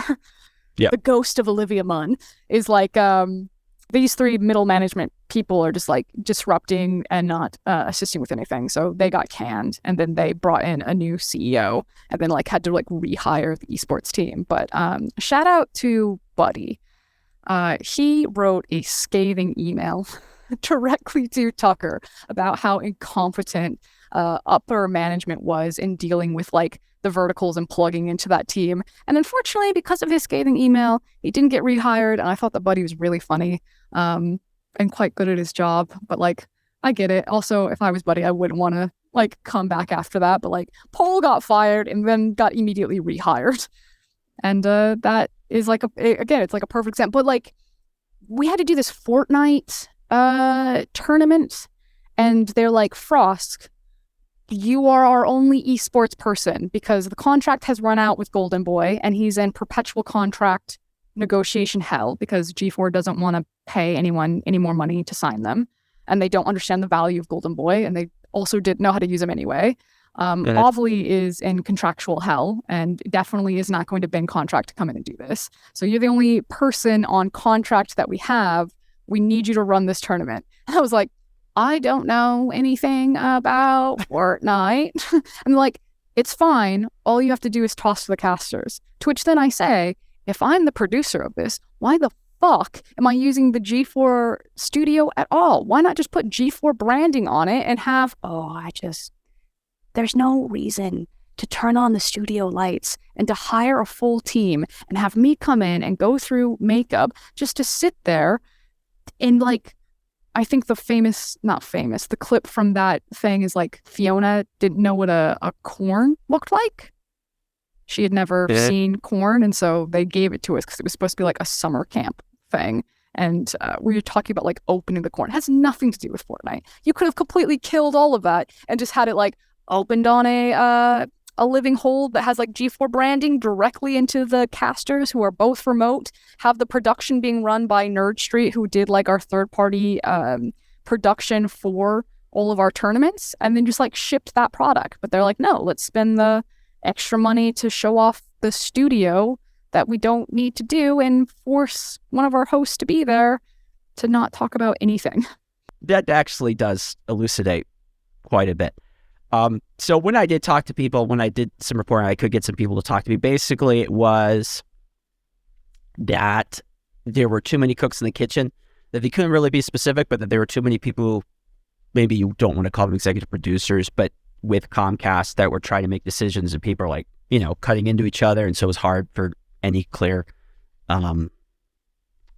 communication to actually what they wanted to do. And it sounds like you are sort of confirming some of that there were major issues with the company that were overseeing you guys. You guys are basically overworked in a very uncomfortable situation, being pushed far outside of your skill set. And it's not like you're getting paid more when you do a good job. Like this, this just does not sound like a fun job anyone really would want to work at. It was really fun at the very beginning when we were in the beach house, and it was like very much like throwing out all these ideas because everyone was like, oh, you guys will get to decide what kind of content you're going to make. And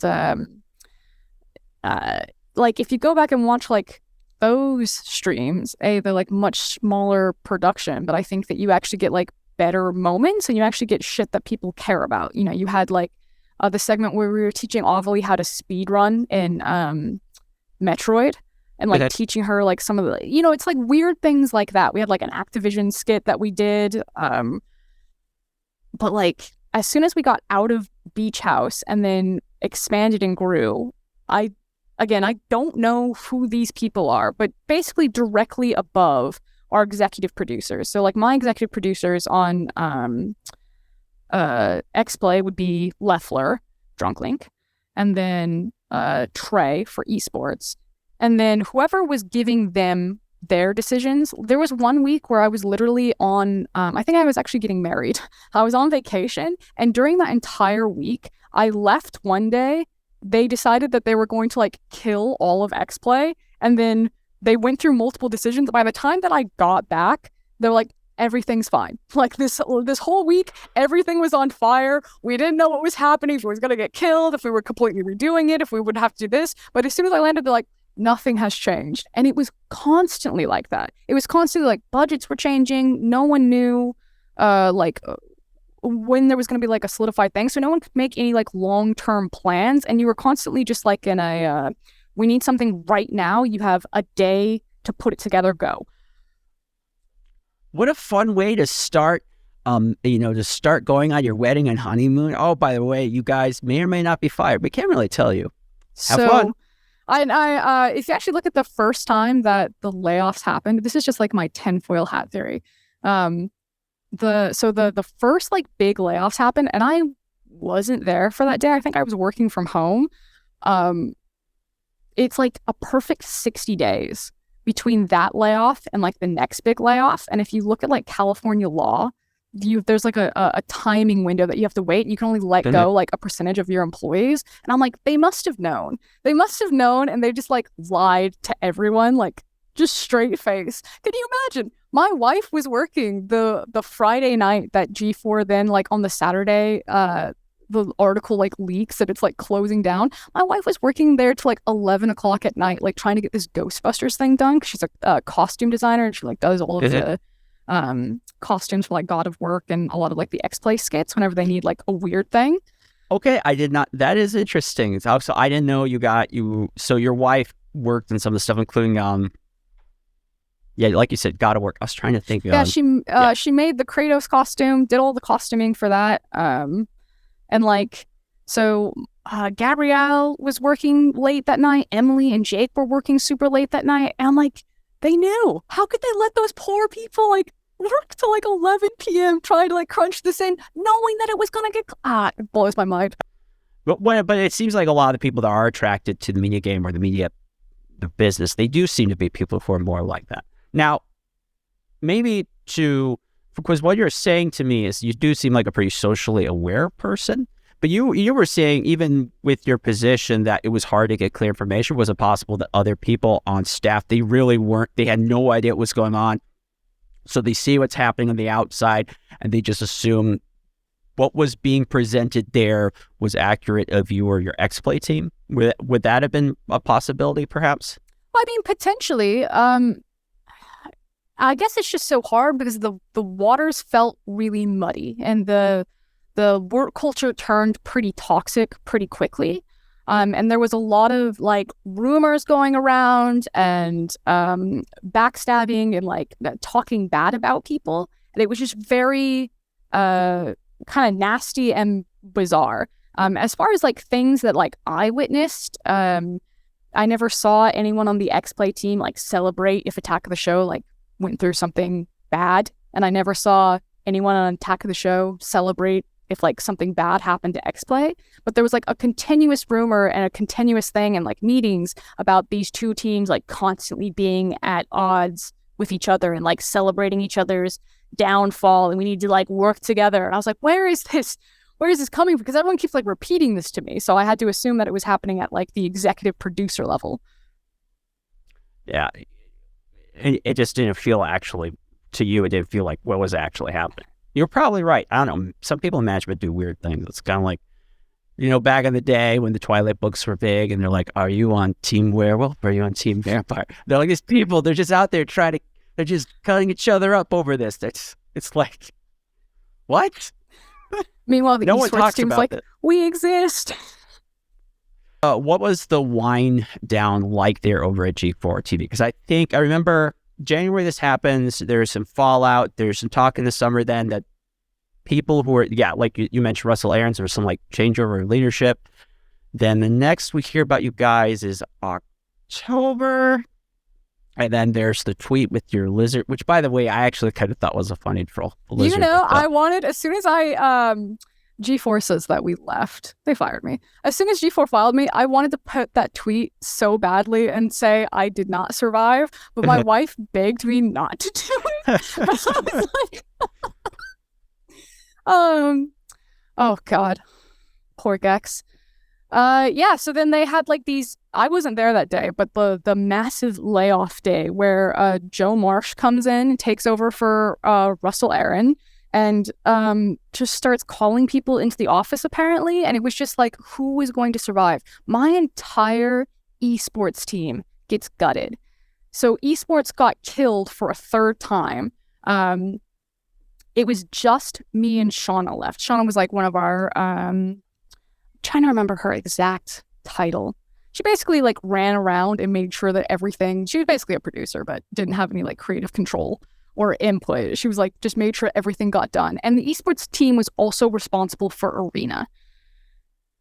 The WWE show with Gina. Yeah, and, that's right. You guys did have some kind of contract dealer connection to that was, I always kind of felt that was a little weird. I didn't quite get that, but I'm not a WWE guy. It's because a lot of the like higher up people used to be WWE people. So there was like a lot of crossover where they had access into pulling over like the WWE, or I'm not like a wrestling person, but I think it's like AWE, like the wrestling community, if you will. And of course we had like Austin Creed come and appear sometimes. But the big show was Arena.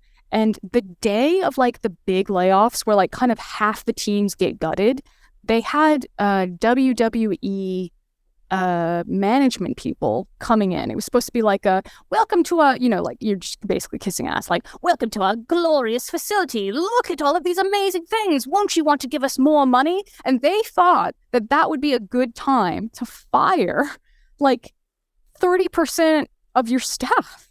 And then what I heard is that Attack of the Show was supposed to go on and Arena was supposed to record that day.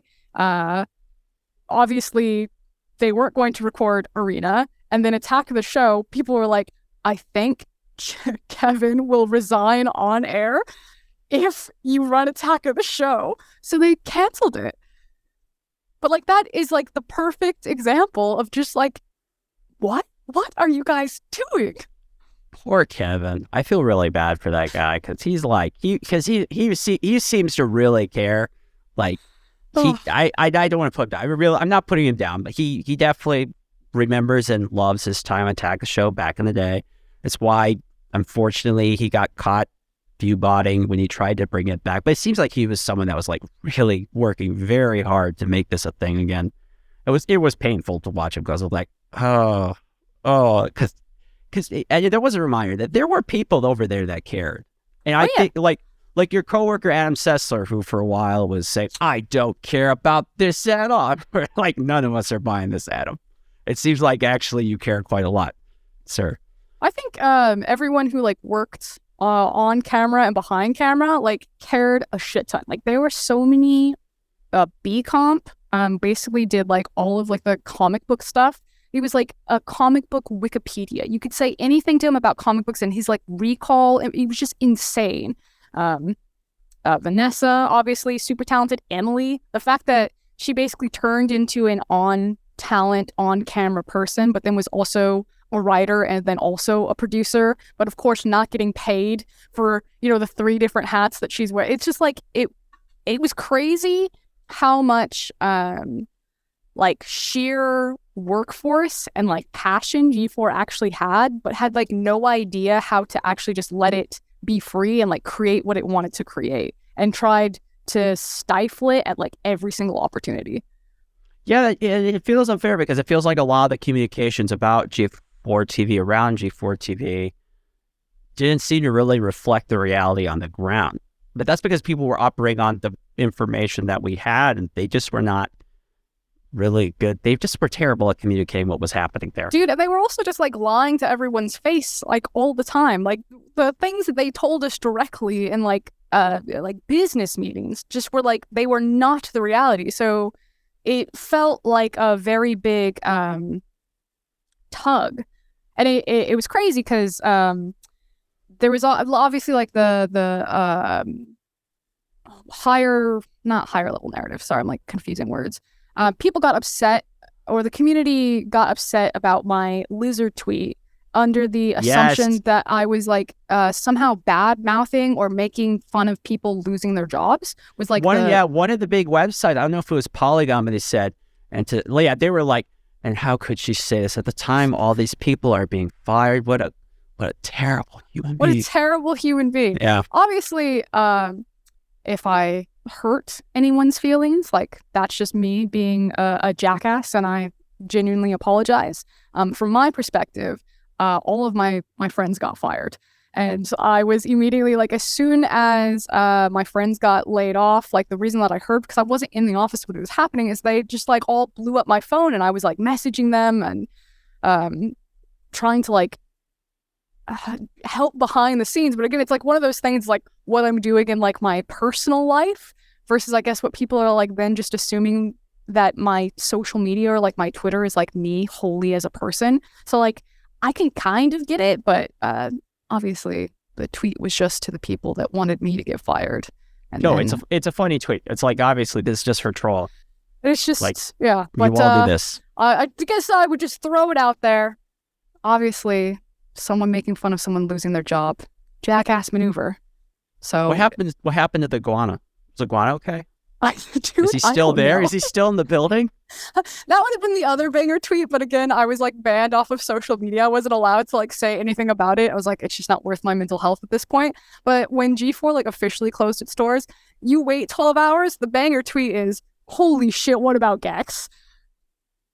And then just do like a skip breaking in and trying to get Gex out. But I'm pretty sure the iguana, the bearded dragon got to go home with one of our his owner was one of our like stage production people, and she would take him home on the weekends, and he would stay in the studio during the week, and I'm pretty sure he went home with her. Okay, so breaking news.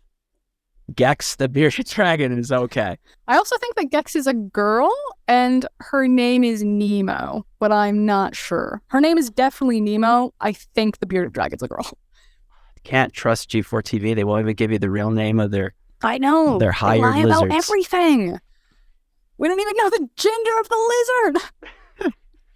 Okay, so a lot of people made this comment. Okay, so if they were smart and they kind of wanted to say this thing, wouldn't you just pare it down to like a very few people? You're almost like you're starting fresh. It'd be just like you, someone else, maybe another person, and you just do xplay and you just run like a normal YouTube channel. You just pare everything down, make them small like you probably should have started, and you go from there. Was there any talk of doing something like that, or try to keep it alive? Because Kevin Pereira back in the day, that basically was what he tried to do. And I don't know, I forget what year it was, maybe 2018, 2017. Yeah, and I think there was like a lot of back and forth, but again, it was kind of like who was driving the ship. They implemented what they called fast rooms, which is why, you basically saw that in motion with the xplay Live, where it went from full studio of having like Adam Sessler there and being like a much larger scale polished product. But obviously every single time that you are hiring, camera people, audio people, turning the lights onto the studio, it has like a set cost with it. It's like $60,000 just to run the studio. And the cost wasn't working out for it. So then they went into the hex where, you basically just are at that point, just a camera posting down on people and you're just sitting at a camera. And then from there, we got the table, and it was supposed to be about kind of like re-implementing the xplay set, but you really only saw the table getting used in some of the xplay VODs because they decided that they weren't ever going to go back to having xplay Live in a studio environment. And they're like, okay, we're just going to do YouTube. But I guess I have to assume, because I have no idea for sure, that they knew that they were running out of money, or maybe something happened.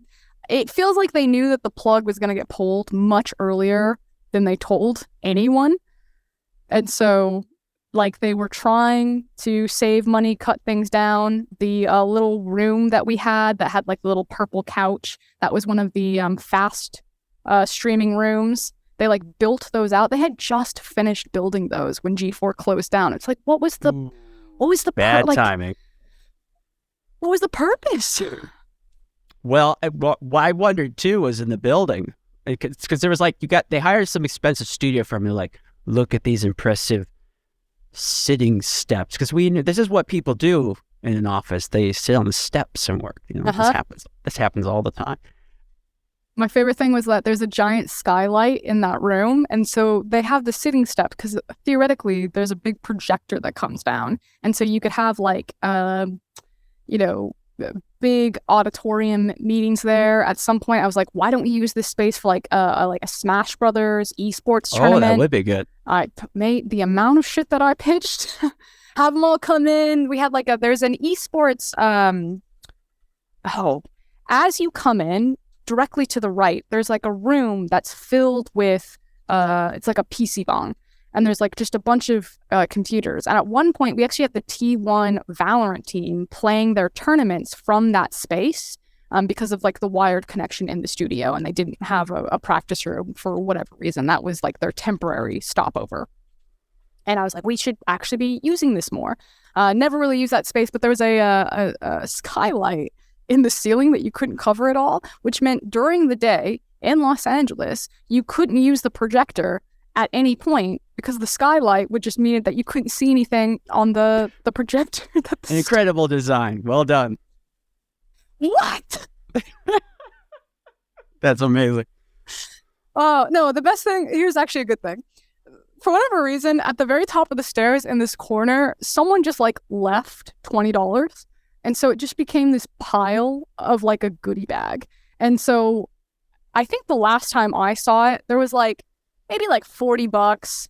There was like Fable, Portal, or the orange box, like 360 case was in there. There was like some swag. I don't know why, but people would just like have random things that they didn't want anymore and just leave it in that corner. And it was kind of like a King of the Hill corner. Everyone was like, the last person standing will get to take all of that stuff home. When they made the report, so you say basically were fired, they said that they had bought out your contract. Is that pretty similar?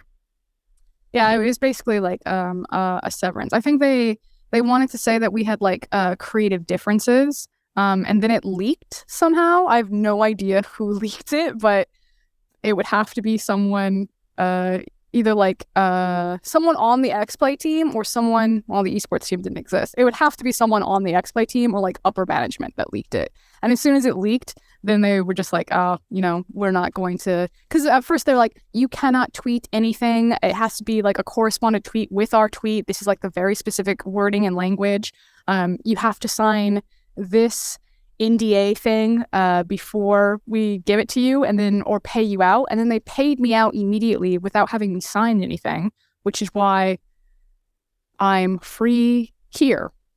They're geniuses. Yes. I mean, how could there's a level of incompetence here. Like someone needs to make like when Netflix is like needs to make like a kind of a Tiger King situation. One of the big two takeaways is the level of incompetence really is impressive. And the other thing I'm taking away is you have gotten a pretty raw deal, Frosk. I'm gonna be honest. The impression that was made of you and talking to you and who you seem to really be and your feelings, they're just two different people. They're just not the same person at all. And I don't know if that's because there was a lack of communication, so people really never got to know you after the speech, or they just because there was that communication void, right? And so they just kind of fed into whatever they wanted into it. And like I said, some of the people in the gaming media are just real asshats. There's a lot of antagonism, and I do feel legitimately bad how things got pushed on you, because it seems like, and you can tell me wrong, but it seems in some way it did stick. Because I think when you put up the tweets a week or two ago and you said, I feel really betrayed, all these people I thought who had my back, in the media, and they don't have it. So it seems like maybe people think you are a toxic property, or, you're too dangerous to have somewhere else. Was that true at all, or am I misinterpreting? Have you tried talking to like other people to see if you would like to go back to work in casting, or, you have experience, maybe you do want to be a games journalist?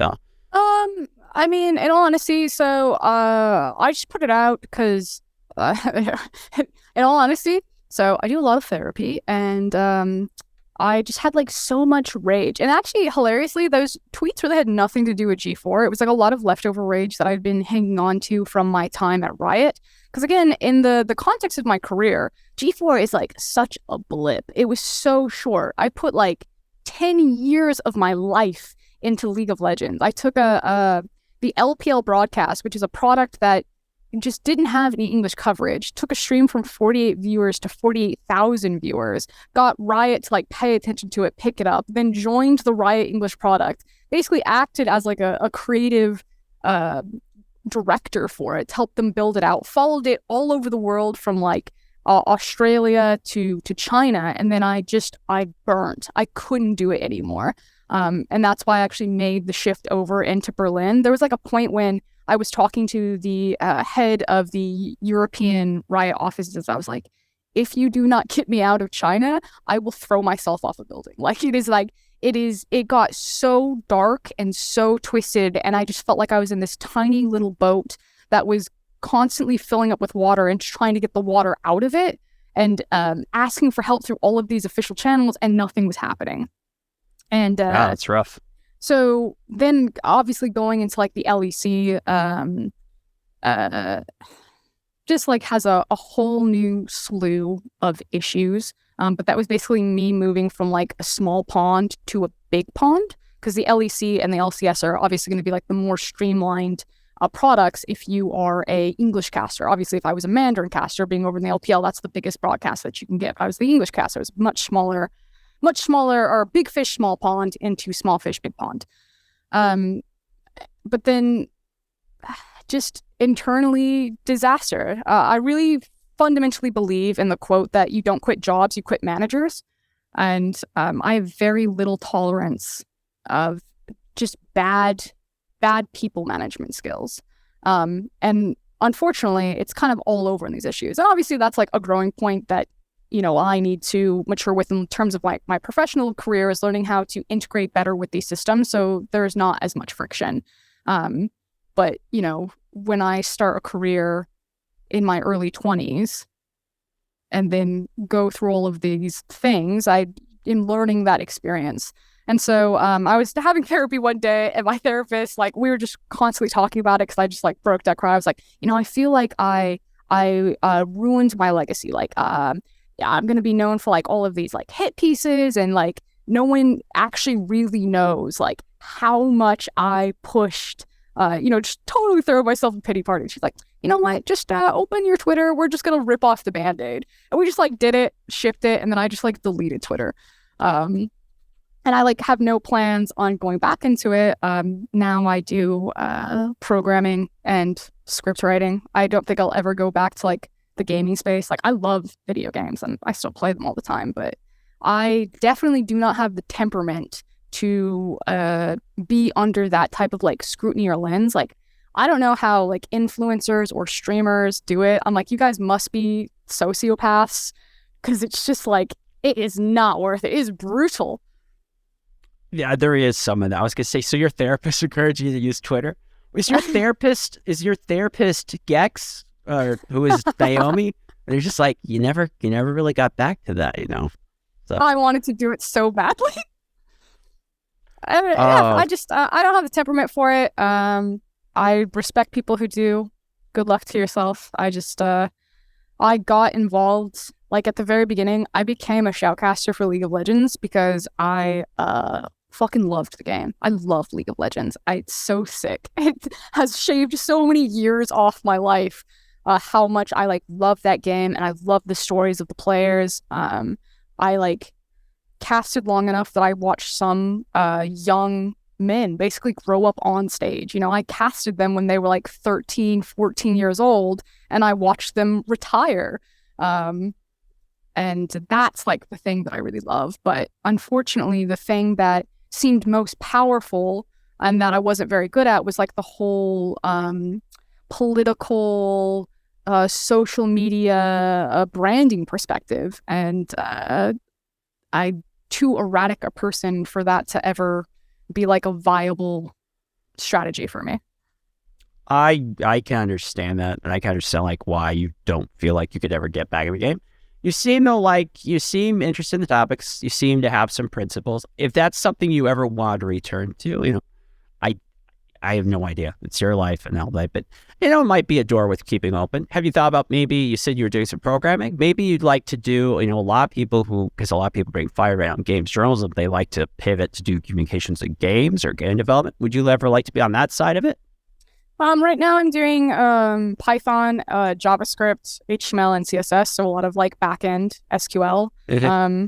I was looking mostly at just becoming a backend web developer, just because I kind of view it as the new, plumber of the internet. It's a trade. It's not going to be going around or going away anytime soon. And if I stayed within like the gaming or entertainment space, I was trying to move into like a producer role for so long. I would love to do a producer role and like help formats, structure things, and actually be like in a position of power to help get the right budgets, advocate to get like the things made that need to be made, and then the right people on the projects, and then overseeing its execution rather than like in a spotlight. No, that makes sense. You learned what you like. You learned what you're good at. That makes sense. Okay, so here we'll end something with something fun. So, have you watched any of the videos on it? Like, do you have a favorite? Like, which one do you think is the most outlandish, worst one have you ever seen? Do you know who Chrissy Mayer is? No. I'm terrible at this game. I left the States for like 10 years, and now people like say just the most obvious things in like media or pop culture. I'm like, I have no idea.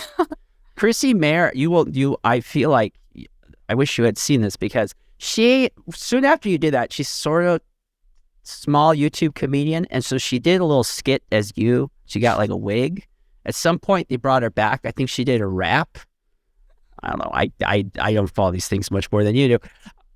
So you haven't even got to enjoy, the fruits of your effort, even like the really stupid stuff. Because sometimes I see that if I do something and someone's made comments, sometimes like, it's a little enjoyable.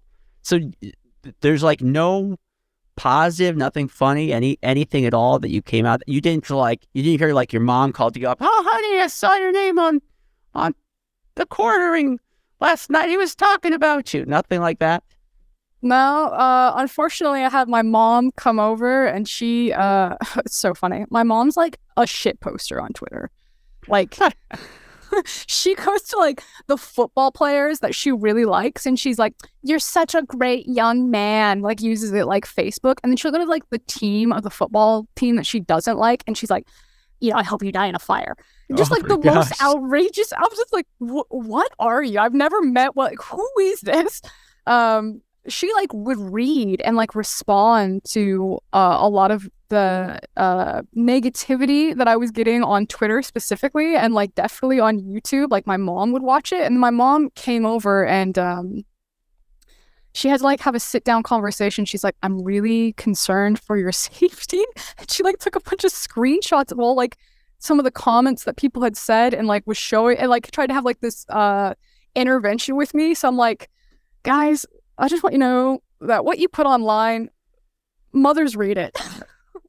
And then they take screenshots with their phone to then talk to you about it later.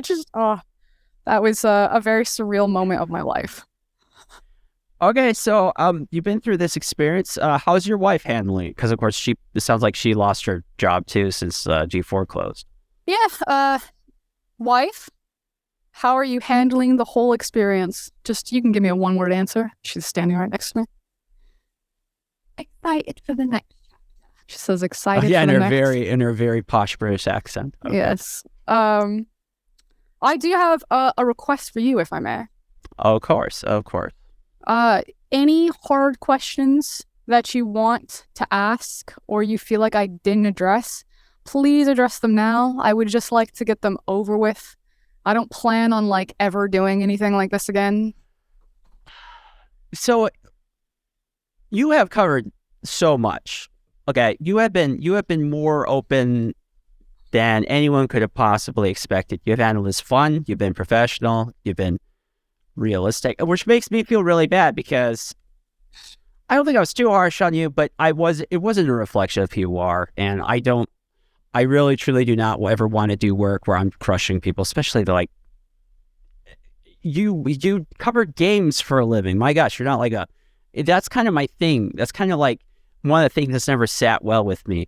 It's like she's not a criminal, she's not a politician, she's not doing anything that's really going to impact your life. She does not deserve, all this negative and hate and craziness all the time. It's like you sneeze and then there's going to be like a trending week of videos. Like, I'm not kidding. I was doing this last night where I was trying to figure out just the last few months kind of where your name was trending.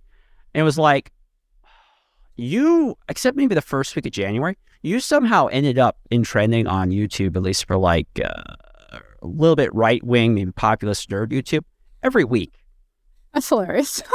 I don't know why, because it's like this last week, those two tweets you did, like the two tweets. So what is that? 400 characters altogether, and that was like its own series. Like, wow. And it's just like, are people at least making money? Well, some people are. I know Jeremy Hambley of the Quartering. He's probably made a pretty good cover. Then I'm happy for him. Yeah, but he did. I don't know. Well, the problem is, it's like you were. Here's your thing. You weren't bad at your job, Frosk. You were too good. Because that will get you canceled. Because the amount of attention that because no one cared about what happened in G4 TV. They still, more people do now, but they care about your coworker Adam Sessler. He often comes up, and people care about G4 TV. But if someone does a story on anything with G4 TV and they put Frosk in the title, that's like guaranteed clicks. Cheers. And that's like a superpower, right? Like in the world of media, it's like, you would think. So I don't know if I have too many hard questions for you. Are there things you wish you would have done differently? Would you not have signed that contract knowing now what you would have gone through and wish you had done something else? Oh yeah, definitely. It's funny. We literally I just had this conversation with my therapist of like, would I have done it if I had known the outcome? And like, it's really sad to say no. I definitely wouldn't have put myself. I do not feel that I got anything really positive out of this experience outside of some of the personal relationships that I made. And if there's, again, I will say it every time, if there's like anything that's so sad, it's that so many talented people were just wasted when it came to this like G4 fiasco. And unfortunately now the market is just that, you know, with like big tech firing like 50,000 people or something like that. And just the recession of like the economy, like there's gigs here and there, but frankly, again, also started January, it's just like super slow. So it's also just like a bad time in the market, but the market is like so saturated right now with really, really good talent. And I know that they'll be okay because they're like really talented people, but yeah, that's satisfying. Okay, hard question. So we'll do some of the sidewinders. So people kind of said, but people say a lot of things. So like, what is Adam Sessler a crazy man? Did he hate everyone? Did he hate being there? Does he hate life? No, I hear. Obviously it's hard because I'm not friends with Adam. I worked with him a couple of times. My impression of Adam is that a super fascinating person to talk to. Just like has had some of the richest, most varied experiences, is obviously very well read. And I find people who are well read very interesting to talk to. So it was always really fascinating to talk to Adam, kind of about like any of those topics. Talking to him about the games industry is really fascinating because he's just met so many of those people and he has such a clear, precise eye about like how he watched it evolve. I would say that being on broadcast with Adam is a little bit scary because you don't really know what's going to happen. And like Adam will say things that like no one else can get away with saying. Like where you'd immediately have a producer in your ear be like, I'm gonna need you to shut the fuck up right now. So there's like so many, I can't even remember. He uses what did he say? Like something about Forrest Gump. He was basically making an allusion to like someone who has learning difficulties or like a mental learning disability. And he used Forrest Gump as a shorthand for that. And you can see the cogs working in our brain to see like what he's trying to say. And as soon as it snaps, I think my face is like, oh my God, he really just said that live on TV. Holy fuck. And it was a lot of that. Did you see any? I don't know if you saw it, but he did an interview about 2 weeks ago with Dick Masters and Vito. Did you happen to see any of that? No, I'll be really honest. I watch a ton of like streaming content. I don't really watch like any interviews. I've watched basically nothing on YouTube. I don't watch Twitch at all anymore. I hate watched Velma. It's like the latest thing I made that mistake too. Yeah, that was a bad choice. We are the problem. We got that as season 2. We are the problem. We are to blame. Okay, I only bring it up because people were saying that he was giving you the side. He wasn't exactly saying that though. No, he was saying the clap thing that they edited in, that the clap was based on Citizen Kane. He said it wasn't his intention, but that the clap that he's basing it on is from a part where he's mocking, you know, because it's the movie Citizen Kane, so he makes his wife become an opera star even though she's terrible, and then they do the fake clap. And so people's like, oh, there's Adam Sessler. He's giving the side. He's putting Frosk down. Which I don't think that was his intention, but very strange. But no, everything that I got about Adam Sessler is that he was really nice. I never had any bad things with him. Again, I only met him like 4 times. Yeah, because you said the way they would do the productions, they would try to like squish everything in. Yeah, I will say, I obviously got to talk with Kevin a lot more just because he was constantly on site, and so there's just more saturation. Kevin is really nice, just genuinely a very good human being. I want nothing but the best for Kevin. I think that his mentality on life is the greatest. If I could grow up and have like a spirit animal, it would be Kevin. Wow, that's quite a compliment. Yes, I cannot speak highly enough. He's exactly the type of person that you think he would be, and it's just amazing. Okay, what about Black Okage? Black Okage came up because you did your thing, and they're like, and Black Okage, he says these really, there's some of them are funny, but fairly controversial things that are not the most progressive. Let's put it that way. I think Corey was actually probably one of the most professional people I ever worked with. I think he was a bit standoffish with me. I've never actually talked to him about this. Last time I spoke to him, we left on good terms. I think Corey was the most professional person I ever worked with. He definitely wanted to keep his private and personal life very separate from his work life. He'd come in, he'd fucking nail his job, and then he'd leave. He did not hang out. There wasn't like a lot of cross-pollination where like his friends at work were also his friends at home. He was standoffish with me. I interpreted it as I think he's pretty religious.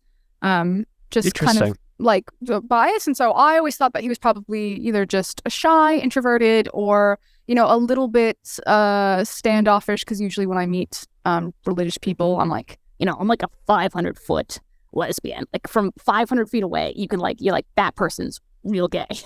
And sometimes that just, people of different walks, you just gotta vibe. But every time I had a segment with Corey, he always worked really hard. I really believe in this idea that like if I'm trying to make the person next to me look as good as possible and they're doing the same thing to me, that the broadcast will inherently be stronger. And I think Corey was really good at that. Super funny, very witty. Again, the only talent person other than me that I knew of. Maybe Adam also wrote some things, but I didn't have visibility of it, that like wrote his own segments. Okay, what about the completionist Gerard? What do you think? What about how did you get along with I can't think of his last name right now. How did you get along with the completionist? So not as cleanly. I would say that I had a working relationship with Gerard.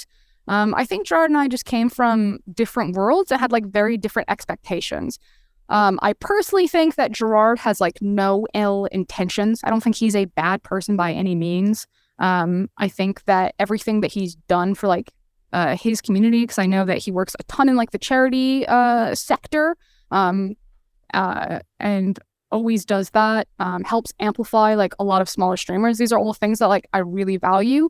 I think sometimes Gerard can be a bit insecure and tries to like cover for that in ways of like kind of bigging himself up and sometimes putting others down. And so sometimes I think that can make like some problematic, I've talked to him about this, some problematic dynamics. I think by like the end of it, Gerard and I were estranged because I feel like we had very different views on like how we wanted xplay and like what we thought like directions that we should be going. Again, like that's fine. I think it's like fine to have like disagreements. We only had like one big like one-on-one conversation about it, but yeah. Yeah, because I think little hamsters in my head going through the files. At one point, he had made a comment after they started kind of announcing that G4TV was dead, and he had made some general thing about people at your workplace, and then everyone was like guessing, oh, he must be talking about so-and-so. Of course, you being you were near the top of the list. So I don't know if I just have no idea. I have no idea what was said, so I wouldn't be able to say that. I would say that's the problem here. See, people, this is kind of like the thing. Like everyone's like, Frosk's gonna hate this. It's like got like 1 million views, and you have no idea. I have no idea. No appreciation for all the hard work people put into hating you. Gerard really felt differently about how I was on social media. I think that was something, at least in talking with him, that was something that we like fundamentally disagreed on. But in terms of like how I view him as like a professional and his skill set, I think he's like, I always said this to him, originally G4 didn't want to hire him. Like whatever like casting director like saw him was like, oh, why would we want to put this person on? It's like, of course you want this guy on your like. What? How are you in this position to be selecting who goes on G4? And you would think that the completionist wouldn't belong on G4. Like, that boggles my mind. So, from that perspective, I'm like, yeah, there's no one better for it than him. No, yeah, when you gave your speech, it is actually kind of funny a little bit, because Gerard has this face, he's like, so I don't know, because like, the person I did talk to was, the way the production they were splicing and cutting into things, and so the end product wasn't necessarily reflective of what actually took place. But it didn't seem like he was kind of uncomfortable. But then you're telling me that actually this was kind of throwaway production. I mean, this is just like another day in the office, right? This wasn't supposed to be this big thing, so why would he react big? So I will say that again, this is something that I pretty much disagree with. I don't take YouTube comments to heart. I feel like the people who are writing on YouTube comments, it's like, kind of one of the lowest common denominator for like how you're interacting with something. But I feel like Gerard really took the YouTube algorithm and back, which that makes sense. He's like much more ingrained in that sphere. He knows it a lot better, and that's kind of like his home base sphere. And I think that did, at least in my what I am, it's hard because it's like I'm assuming this of him, so you can't take it as like, this is what he believed. But I did feel that it kind of colored his interactions with me a little bit. And it was never a mean thing or anything like that. It was always professional at like the very lowest. But, Gerard and I weren't friends outside of the office. Sinking ships are stressful. I can't think of any two more hard questions. I feel bad because people are like, why didn't you ask this? Why didn't you know this deeply important, obscure fact about episode whatever of xplay? I have no idea, guys. Were there any perks to your job? It looks like you got to meet some interesting people. You guys had some YouTubers that were big that came on. You had some B-level, C-level celebrities from TV. Like, what about that? Was any of that fun? They had Pop-Tarts at the snack craft tables by all the studios, and my wife again is English, so Pop-Tarts are not allowed in the house. That is American trash food, and I have been out of the States for 10 years, so the amount of Pop-Tarts that I had access to, I once had a package that had 3 Pop-Tarts in it. That is weird. Yeah, that's like Friday the 13th kind of thing. But yeah, that was a huge. In all honesty, it was nice to meet. I will say this: we had a what was it?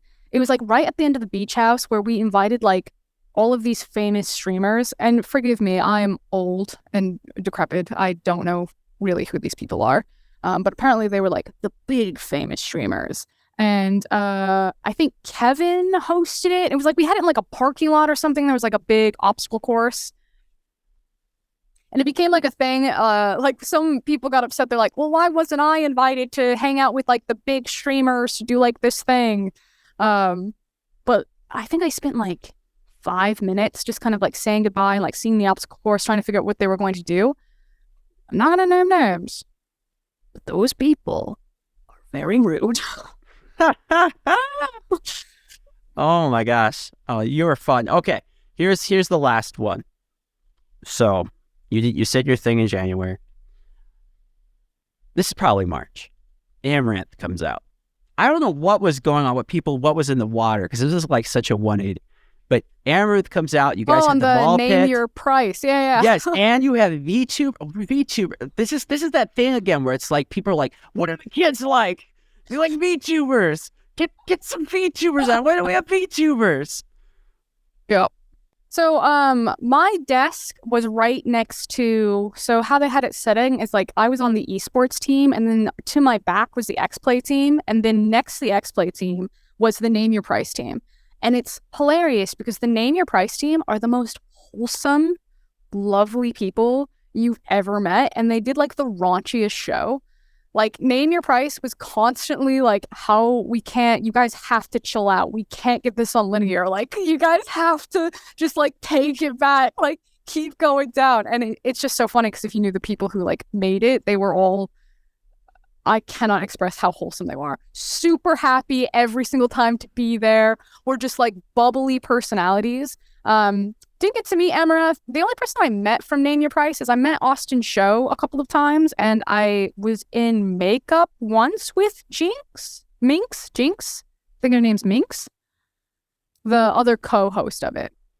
Didn't get to meet Amaranth. I don't really know anything about her. I know this is like a really lame answer. I think she made her popularity off of like the hot tub streaming meta. Wasn't that it? Yep.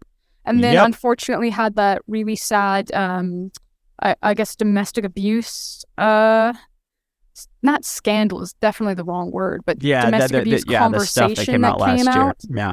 I don't watch Twitch, so I don't really watch YouTube streamers. Seems like she's having fun. I guess the thing is like people assumed that because I was like sexism in gaming is a problem and is bad, that I would inherently, at least some of the vibe that I got, that I would like disagree with someone with. Yes, that like is Amaranth. You're like the scolding church marm and just dress up. No, for me guys, it's just really about like consent, and Amaranth is consenting that that's the personality and what she wants to do, so I don't have a problem with it. I have issues when people don't consent to that and it's forced upon them anyway.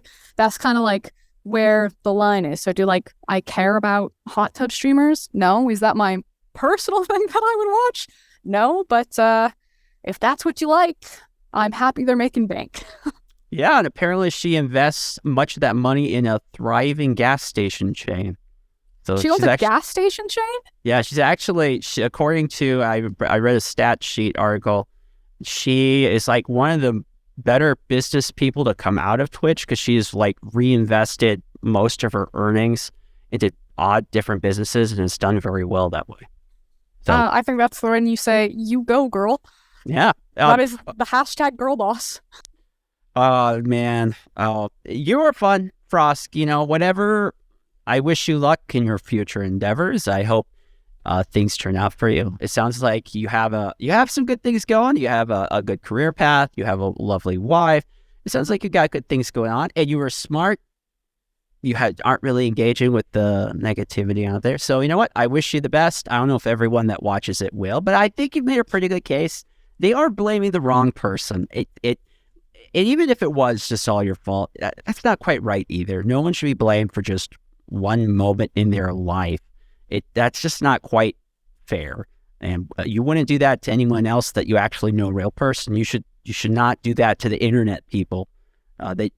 They actually are real people. I know it will surprise you, but this Frost actually does exist. She doesn't just exist on Twitter and YouTube. And maybe I'm narcissistic. Probably. I mean, everyone's got it to a degree. But I would like to think that if I met anyone, even those people in the Twitch chat that are talking about how much they like to masturbate to Morgan Webb, and we had a drink, that we would get along. And I am sorry or I guess I just need, I don't know. I'm not very good at branding and social media. I think people get to know me, realize we're not so different. All right. Well, hey, thank you so much. We were going to call it good. This was a fun interview. I learned a lot and I enjoyed it. So thank you for trusting me to be able to do it with you, talking with us. You're just kind of a fun person. You're a lot more fun than I thought maybe you might be. And this was good. All right. So we are cutting it off here, guys. This has been CultureScape. Thank you to all our listeners, viewers, anyone else that found this somehow. Until we meet next time, my friends, keep geeking out.